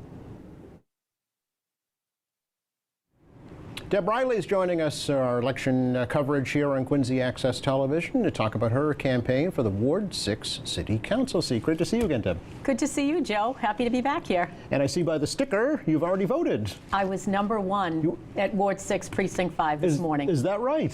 Okay. Yes, I was. Was there a line? There was a few people after Was me, there? but I stood my ground and just held that first spot and Okay. was able to put my ballot in first today. Okay, very good. So here we are, election night. How did the campaign go for you? It's been a lot. Yeah. I pretty much have spent most of my time campaigning every day since June. So, you know, it's been a lot of work. Yeah. It's been a lot. What was the hardest part, would you say? Probably just figuring out what to do every day. You know, every day you get up and it's like Facebook posts, you know, answering emails, crafting literature and postcards, and it's just trying to figure out what's the best use of my time today. Yeah. It's pretty much consumed me. What did you learn, Deb, throughout the process? You know, what kind of stands out in your mind as, oh, that was something I didn't know before, or something I'll do again? I can't think of any one thing, but just how wonderful people are. I mean, people are ready for change. That's what I keep hearing. So hopefully, as the numbers are scrolling across the screen tonight, hopefully that's reflected. Yeah, well, you did very well in the preliminary. And what was the reaction to folks when you came knocking on their door? Most people were very receptive. Yeah. You know, even someone told me signs don't vote, so I had the courage to knock on the doors of people who had the other sign, and even those people were very welcoming and very receptive. Yeah. Any overriding issues that stood out, you know, kind of common themes that stood out as you were going about? I think there were a couple of things going on in the city that seem to have gained some momentum, just coincidentally, between the preliminary election and now. So, you know, people want to hear their voices heard, and I've pledged to be one of the voices that will answer to the people. Yeah. Do you think there is enough opportunity at the council meetings for the public to comment? I think there should be some public comment. Okay. You know, it's very limited right now, but obviously it would need to be controlled. There'd need to be time limits. There'd need to be a way to, you know, try to keep people from just repeating the same thing over and over again. But I think that we could use to expand upon it for sure. Okay. Yeah. So if you're successful, Deb, this evening, what kind of priorities do you have in mind once you start serving on the council? Well, my first priority is to understand the rules of the Right. council and what authority and what power the council has, and exercise it where it's appropriate. Would you do this process again if you're not successful this evening? Good question. I don't know. Okay. Too early to answer that. It's been exhausting. I'd probably need to get my energy level back up and consider it, but unlikely. One step at a time. Yeah. Are there folks that helped you out that you'd like to say thank you to? The first is my husband, my sons. I had a number of wonderful supporters that, you know, took on big roles. My treasurer, my webmaster, my treasurer Laura, my webmaster Kelly. I had someone do some Facebook advertising for me towards the very end. I had a lot of really, really great people and just wonderful sign holders even today that are sign holding for me. Just showing up and taking time out of their busy schedules to support my candidacy. Sure. What would your advice be, Deb, to a candidate who's considering running for elective office? Go for it. Yeah. Go for it. I mean, we need challengers, and that's one of the great things about this particular election is, you know, for the most part, everyone has had to really work for it. And I think that's great. I think it's wonderful. I think that, you know, having challengers is what makes it an election. If Yeah. there's only one name on the ballot, that's not an election. Were there any mistakes that you think you made that you learned from? Nothing nothing comes to mind. Yeah. You know, I mean, I learned a lot from the last election 2 years ago. Right. I learned to be a little bit more focused, a little bit more organized. I had my my voter lists better organized. You know, you really have to make sure you're concentrating on the voters. Not every door is a voter, and so you really, unfortunately, you can't really squander your time. You have to be really efficient with it. And I walked a lot of streets. I knocked on a lot of doors. I talked to a lot of people. I lost a lot of weight. You're not the first one that said that, actually. Yeah. Yeah, it's a great diet to run for public There's office. a lot of physicality to it. People yes, don't realize. Yes. Yeah, interesting. For sure. Great. Well, thanks for stopping by and sharing your experience. We appreciate it. Thank you for having me, Joe. I appreciate it. You are very welcome. Take care. And thanks for tuning into our 2025 election coverage here at Quincy Access Television. We'll have more in just a moment. Yes, we will have more in just a moment. We're now going to turn to an interview with Kate Campbell that my colleague conducted earlier today.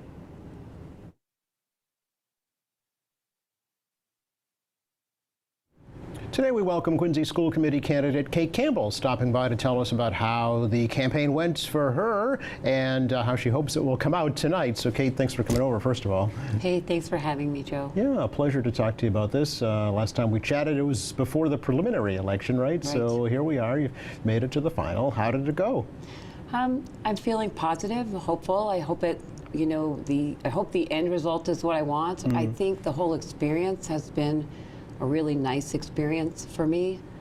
You know, I'm outdoor knocking, building relationships with volunteers. I think the whole experience across the board has been a really nice experience. Yeah, what were some of your favorite aspects of it, would you say? Did you learn something new about the city you didn't know before? Well, I think there are two things that I didn't recognize were as big of concerns parents had felt. And one of them, I mean, I know that after-school care is a big issue. My kids are still on the wait list for after-school care. But I didn't recognize how significant the impact was for a lot of parents in Quincy. So that was new to me to learn how significant that is. And the other thing I heard quite a bit was about humanities, the AP humanities classes. Students and parents alike feeling like the humanities classes are overcrowded because of the high number of students wanting to take them, while the other APs, for example, like chemistry or physics, had lower numbers and there was more ability for student and teacher engagement. Okay. So, I mean, regardless of what happens for the election, will you be kind of an advocate for those issues? Absolutely. Yeah. I think you can't disengage, right? And I also think for me, I have two children, you know, they're young, kindergarten and first grade. So I want families to know and parents to know that, you know, I will always advocate for what is the best for kids in schools and what families need. Joe, so many messages I received today. So either way, however this turns out, I received so many messages from parents over the last couple of days who I hadn't heard from in years saying, hey, good luck, I'm voting for you. Thank you for helping me with my kiddo 10 years ago. And hey, I remember when you helped advocate for my kiddo this many years. And I remember as a parent when you helped me with this. So regardless of how things turn out, just thinking that I was able to help those families is really feels special to me. Yeah, yeah. This was your first run at elective office, right? Correct. So would you do it again, Kate? I think I would. Yeah. I really enjoyed the process, and I think it's such an important role. School committee serves, you know, such an important role, and it's such an important voice for our educators, our students, and our parents. So absolutely. Yeah, yeah. If by some chance you're not elected this evening, what would your advice be to folks who are elected to the board? I think my advice would be to tune into your stakeholders, tune into your parents, tune into your teachers, tune into the students, and have an opportunity for them to openly engage outside of the school committee meetings. And if you do win a seat, one of the 3 seats that are up, what will be kind of your first action on the committee? I think my first action would really be what I ask of current school committee members, and that is to hold a community forum, have an opportunity to hear from these stakeholders so that they can talk to me about what their priorities are and what their hopes and dreams are for their students, for their kids, and as teachers. Are there folks, Kate, you'd like to thank publicly? Oh my goodness. Too many, I'm First, sure, right? well, I would just say that I feel like You know, it's all about relationships. And I have the greatest campaign manager on the planet. And Jennifer Chen and just was phenomenal. And her husband, Jeremy, amazing. And then I have my family. My husband and I have 4 girls who all helped persevere through this process. And they have been really great advocates. So I'm really grateful for them. And I'm just grateful for the volunteers who came out and door knocked and held signs and just sent messages of encouragement. So it really felt like a very positive experience. Sure, sure. Well, thanks for stopping by and sharing your experience with us. We appreciate it, and we wish you luck. Thank you so much, Joe. No, you're welcome. And thanks for watching our election night coverage here in Quincy Access Television. We'll be back with more in just a moment. And we are back, and that was just a moment. Kate Campbell looks like we'll be taking one of the 3 school committee seats this evening. We're just getting from numbers today. Over 23% of Quincy's voters cast ballots today at the polls. That does not include the earlier mail-in votes, so I know if folks are wondering about the actual voter turnout. City clerk had predicted 18 to 20, so at least today only in-person voting over 23%, so that will even go higher once we tabulate mail-in and early voting as well. So exceeding the clerk's prediction, and I'm sure everybody's happy about that. We'll continue our studio interviews that we conducted earlier today. Also running for a school committee this evening, Kai Lee.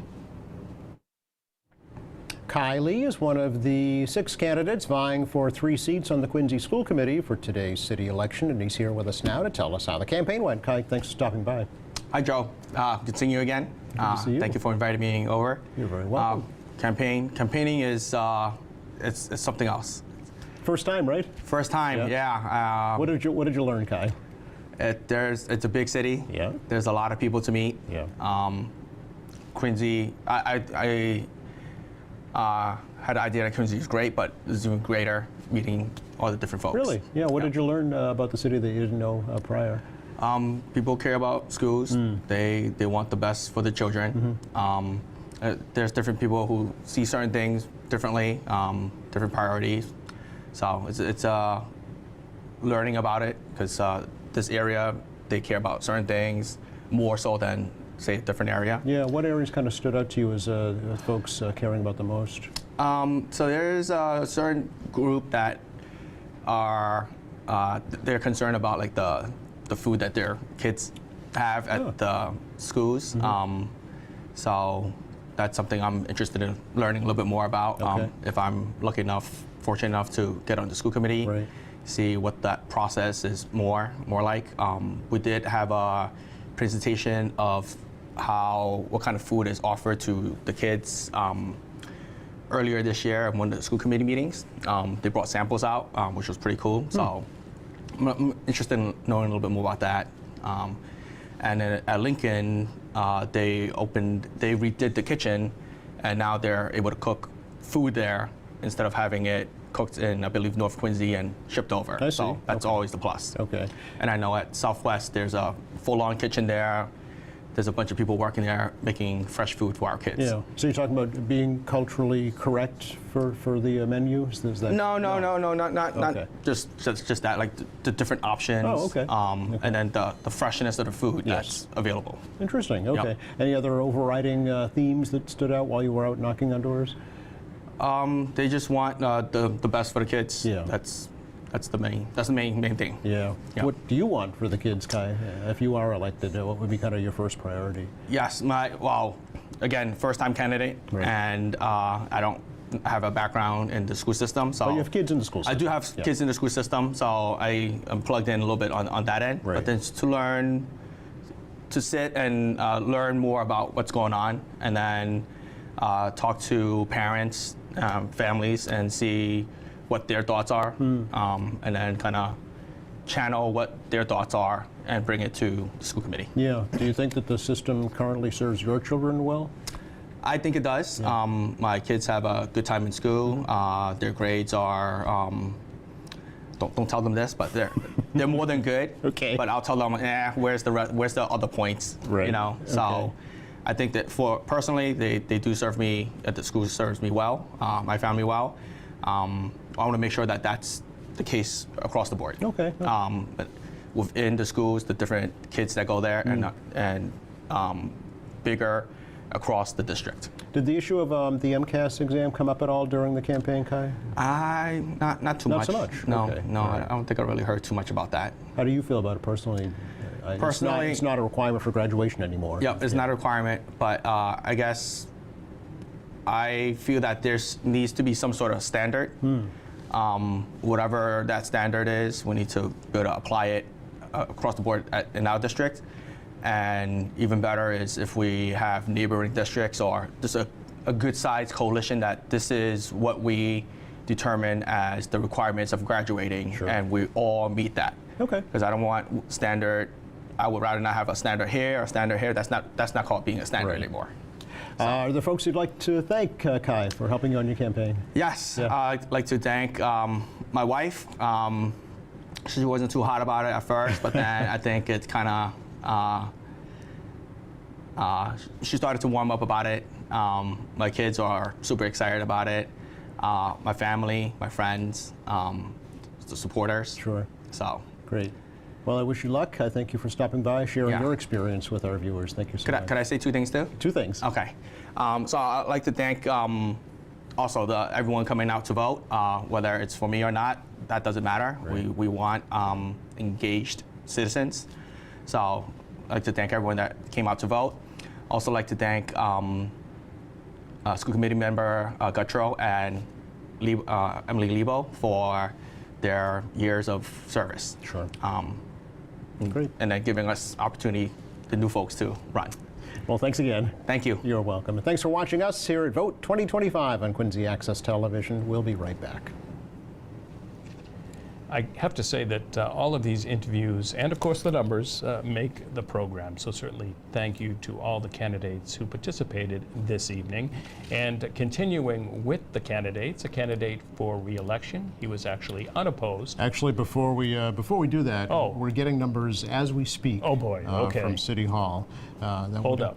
No, sorry, that would include the 2,600 plus early plus mail-in voters. That is going to change at least one race that we know of in the race for one of the three at-large city council seats. So as we get those tabulated, stay tuned. We do want to remind you that today only over 23% of registered voters cast ballots at the polls. There are 69,025 registered voters in Quincy. That was up quite a bit actually from the preliminary election, so a lot of folks registered just to vote in this election today. So that alone tells you something about the interest that folks had in these races today.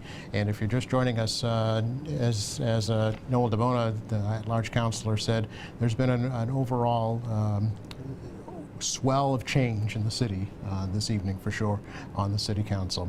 We're going to be running down the very latest numbers that we have for you now, including early and mail-in voters, along with today's in-person voters. And we'll begin with the race for the three city council at-large seats. And there you see, Shaquan Yuan has edged out incumbent Scott Campbell. So 6,311 votes to Scott Campbell's 6,145. Noel DeBona, incumbent, 6,902, and Ann Mahoney topping the ticket citywide at 8,693. So again, it looks like another newcomer edging out an incumbent this evening here in Quincy. Andrew Pham at 5,307 and Herbert Al-Shaughnessy at 4,008. So as it stands right now, at least, we have Noel DeBona, Ann Mahoney, and Shaquan Yuan will be assuming at-large council seats in 2026 here in Quincy. We'll continue our coverage with the very latest numbers, and in Ward 1, a change it looks like as well, with the incumbent Dave McCarthy, 1,532, being edged out by David Jacobs at 2,015. And again, these are also including the early vote and mail-in votes from City Hall that were sent over to us. We thank them for that as well. No race in Ward 2, incumbent Richard Ashe running unopposed. So in Ward 3, there will be a new city councilor, as Ian Kane decided not to seek re-election tonight. So it looks like it will be Walter Hubley at 1,339, Kathy Thron at 1,236. Ward 4 looks like there's going to be a change as well. The incumbent James Devine, 995, and Virginia Ryan, 1,004. 40 votes. So close there, but again, these are 5 of 5 precincts reporting, including early and mail-in from City Hall, so we thank them for that.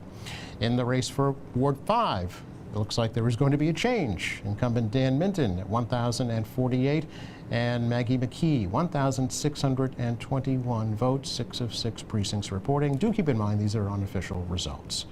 And it looks like there will be a change in Ward 6 as well. The incumbent William Harris being edged out by Deb Riley, and we're getting the final numbers for you with that right now. And as you can see, Councilor Harris at 1,196 and Deborah Riley at 1,748. So a significant win there for her as well. I had a chance actually earlier today to chat with the only candidate that's running unopposed in Ward 2. City Councilor Richard Ashe stopped by earlier today. Let's hear what he had to say. Our Vote 2025 election night coverage continues with Ward 2 City Councilor Richard Ashe, the only councilor on the ballot today that's unopposed. Good to see you, Richard. Good to see you too, Joe. How's it going? It's going well. Busy. Yes. Not so much for you, though, at least this time around, right? I don't know. It's still busy. Yeah. I mean, talking to people over the last 6 months and not having to, I say, actively campaign. It really just means I haven't gone necessarily door to door and asked for support, because it's an unopposed election year for me. But doing the job, certainly trying to do the job to the best of my abilities and certainly looking at this year with an uncontested race, hopefully as a sign that my constituents and residents in Ward 2 feel like they are well represented with me having the seat, so that I would be lying if I said that doesn't feel good, but I haven't had to actually go door to door this year and knock and request support, which feels a little nostalgic because I enjoyed it so much. I did enjoy it, but to not have to do it and to want to do it, those are good. Enjoyed the first campaign, you mean, when you first went? Okay. So you're wrapping up your first 2-year term. Correct. Yes. How did it go? It has been busier in different areas than I would have expected. Really? A number of course, hot button and big issues in the city that you all have reported on over the last 2 years that we and us on the council have dealt with in different capacities, and certainly now that my freshman term is under my belt, looking forward to a robust second term. Yeah. Did you kind of learn anything during the first term, Richard? Oh, absolutely. Yeah, that you'll take with you absolutely going forward? Yes. What are some of those key lessons? Some of those key lessons would be really to be upfront and honest, and I think I have been. I don't want to say that I haven't been, and I'm looking forward to taking that transparency and communication to the next level. And people really, my constituents and residents, they like to be kept in the loop, and they like to know what's going on, and they appreciate that. So however I can keep refining that, and whether it's updates on council meetings, more community meetings and hearings and input, I look forward to doing that. Yeah, I did want to ask if you feel that the public has enough opportunity to comment during city council meetings.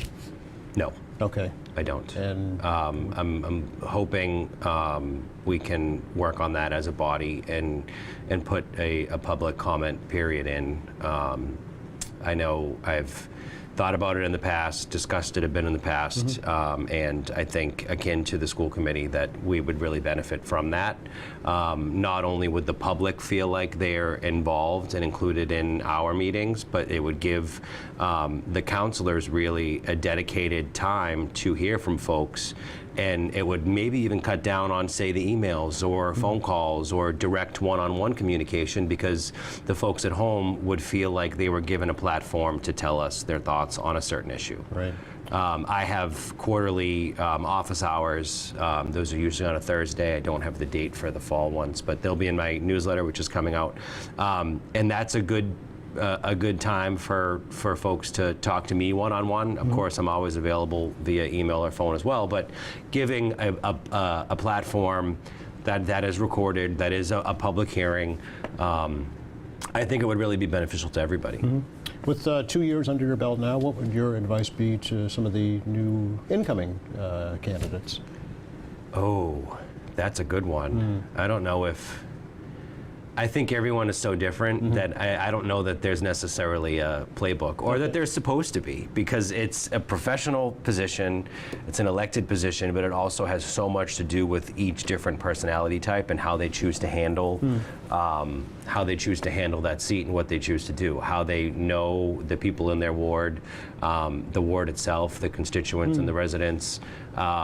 My suggestion would really, it would just be to communicate if there's a question as to whether you should communicate something to your residents, then you should. Okay, all right. If you have the smallest inkling that, hey, I think my neighbors might want to know about this, take that opportunity and exercise that communication.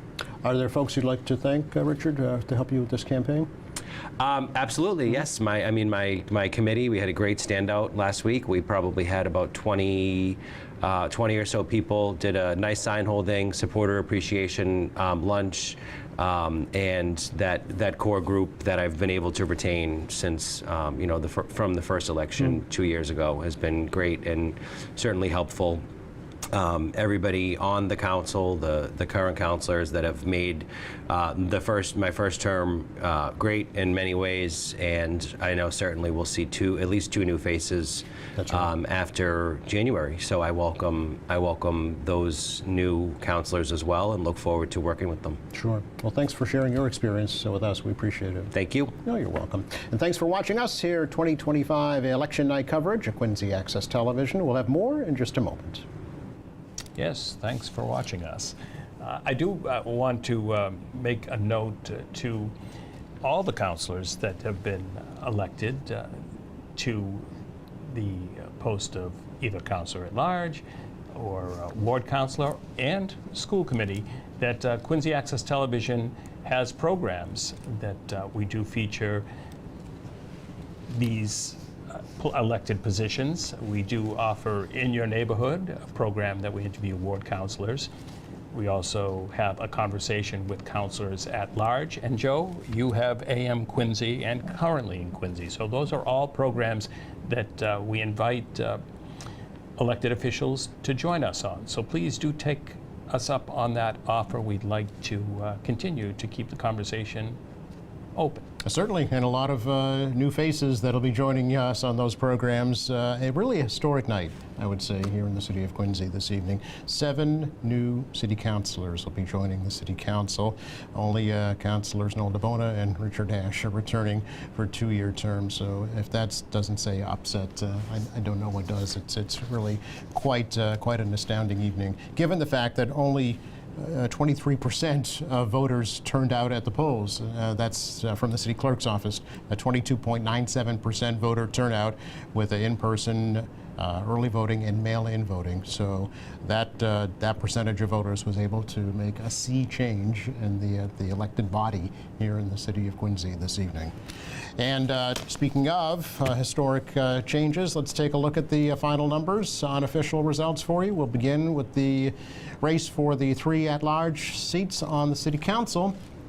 And as I mentioned, incumbent Noel DeBona with 6,902. Former councilor Ann Mahoney coming back on the council, 8,693, and Ziquan Yuan, 6,311. She just edged out the incumbent Scott Campbell there at the very end when the early and the mail-in votes were tabulated along with today's results. So that is a pretty astounding feat for a first-time candidate to come out and do that. Scott did place 6,145, Andrew Pham at 5,307, and Herbert Ali Shaughnessy, 4,008. We'll take you to the race for the Ward 1 City Council seat, and David Jacobs, a newcomer, 2,015 votes, edging out a longtime incumbent Dave McCarthy, 1,532 votes. And we just heard from Richard. He was unopposed, so he'll be coming back for another 2-year term in Ward 2. In Ward 3, there will be a new city councilor, and that looks like will be Walter Hubley at 1,339 votes. And Kathy Thrun, a respectable showing for first-time candidate, 1,236 votes.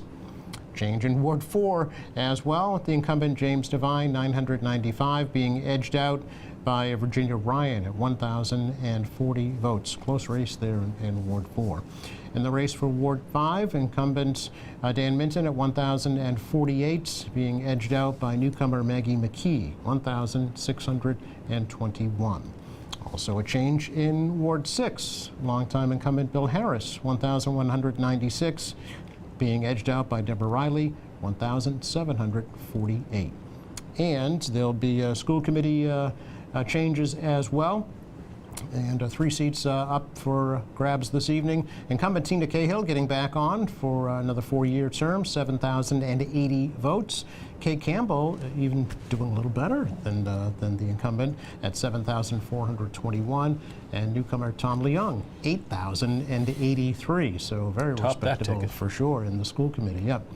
And the other candidates, Kai Lee there, 3,011. Marcia Roos, 4,336. Longtime former committee member, teacher, principal Frank Santoro at 4,908. So those are your unofficial results from both our volunteers here throughout the city and from the city clerk's office as well. We thank them all for helping us to provide those numbers for you this evening. And as we close, just again, a nod to all of our volunteers, our members here at QATV for a spectacular evening. Certainly the results, getting the results to us so we can get those to you in such a fashion. Speed was of the utmost importance, and accuracy, of course, and done so well. And we want to thank the 8 students from both Quincy and North Quincy high schools who helped out behind the scenes, behind the cameras, on the phones, answering the door, and anything else that we needed to have done. So really appreciate their help tonight. So on behalf of myself and my colleague, Joe Catalano, and our Executive Director, Jonathan Caleri, thank you for watching this year's coverage of Election 2025, the city election.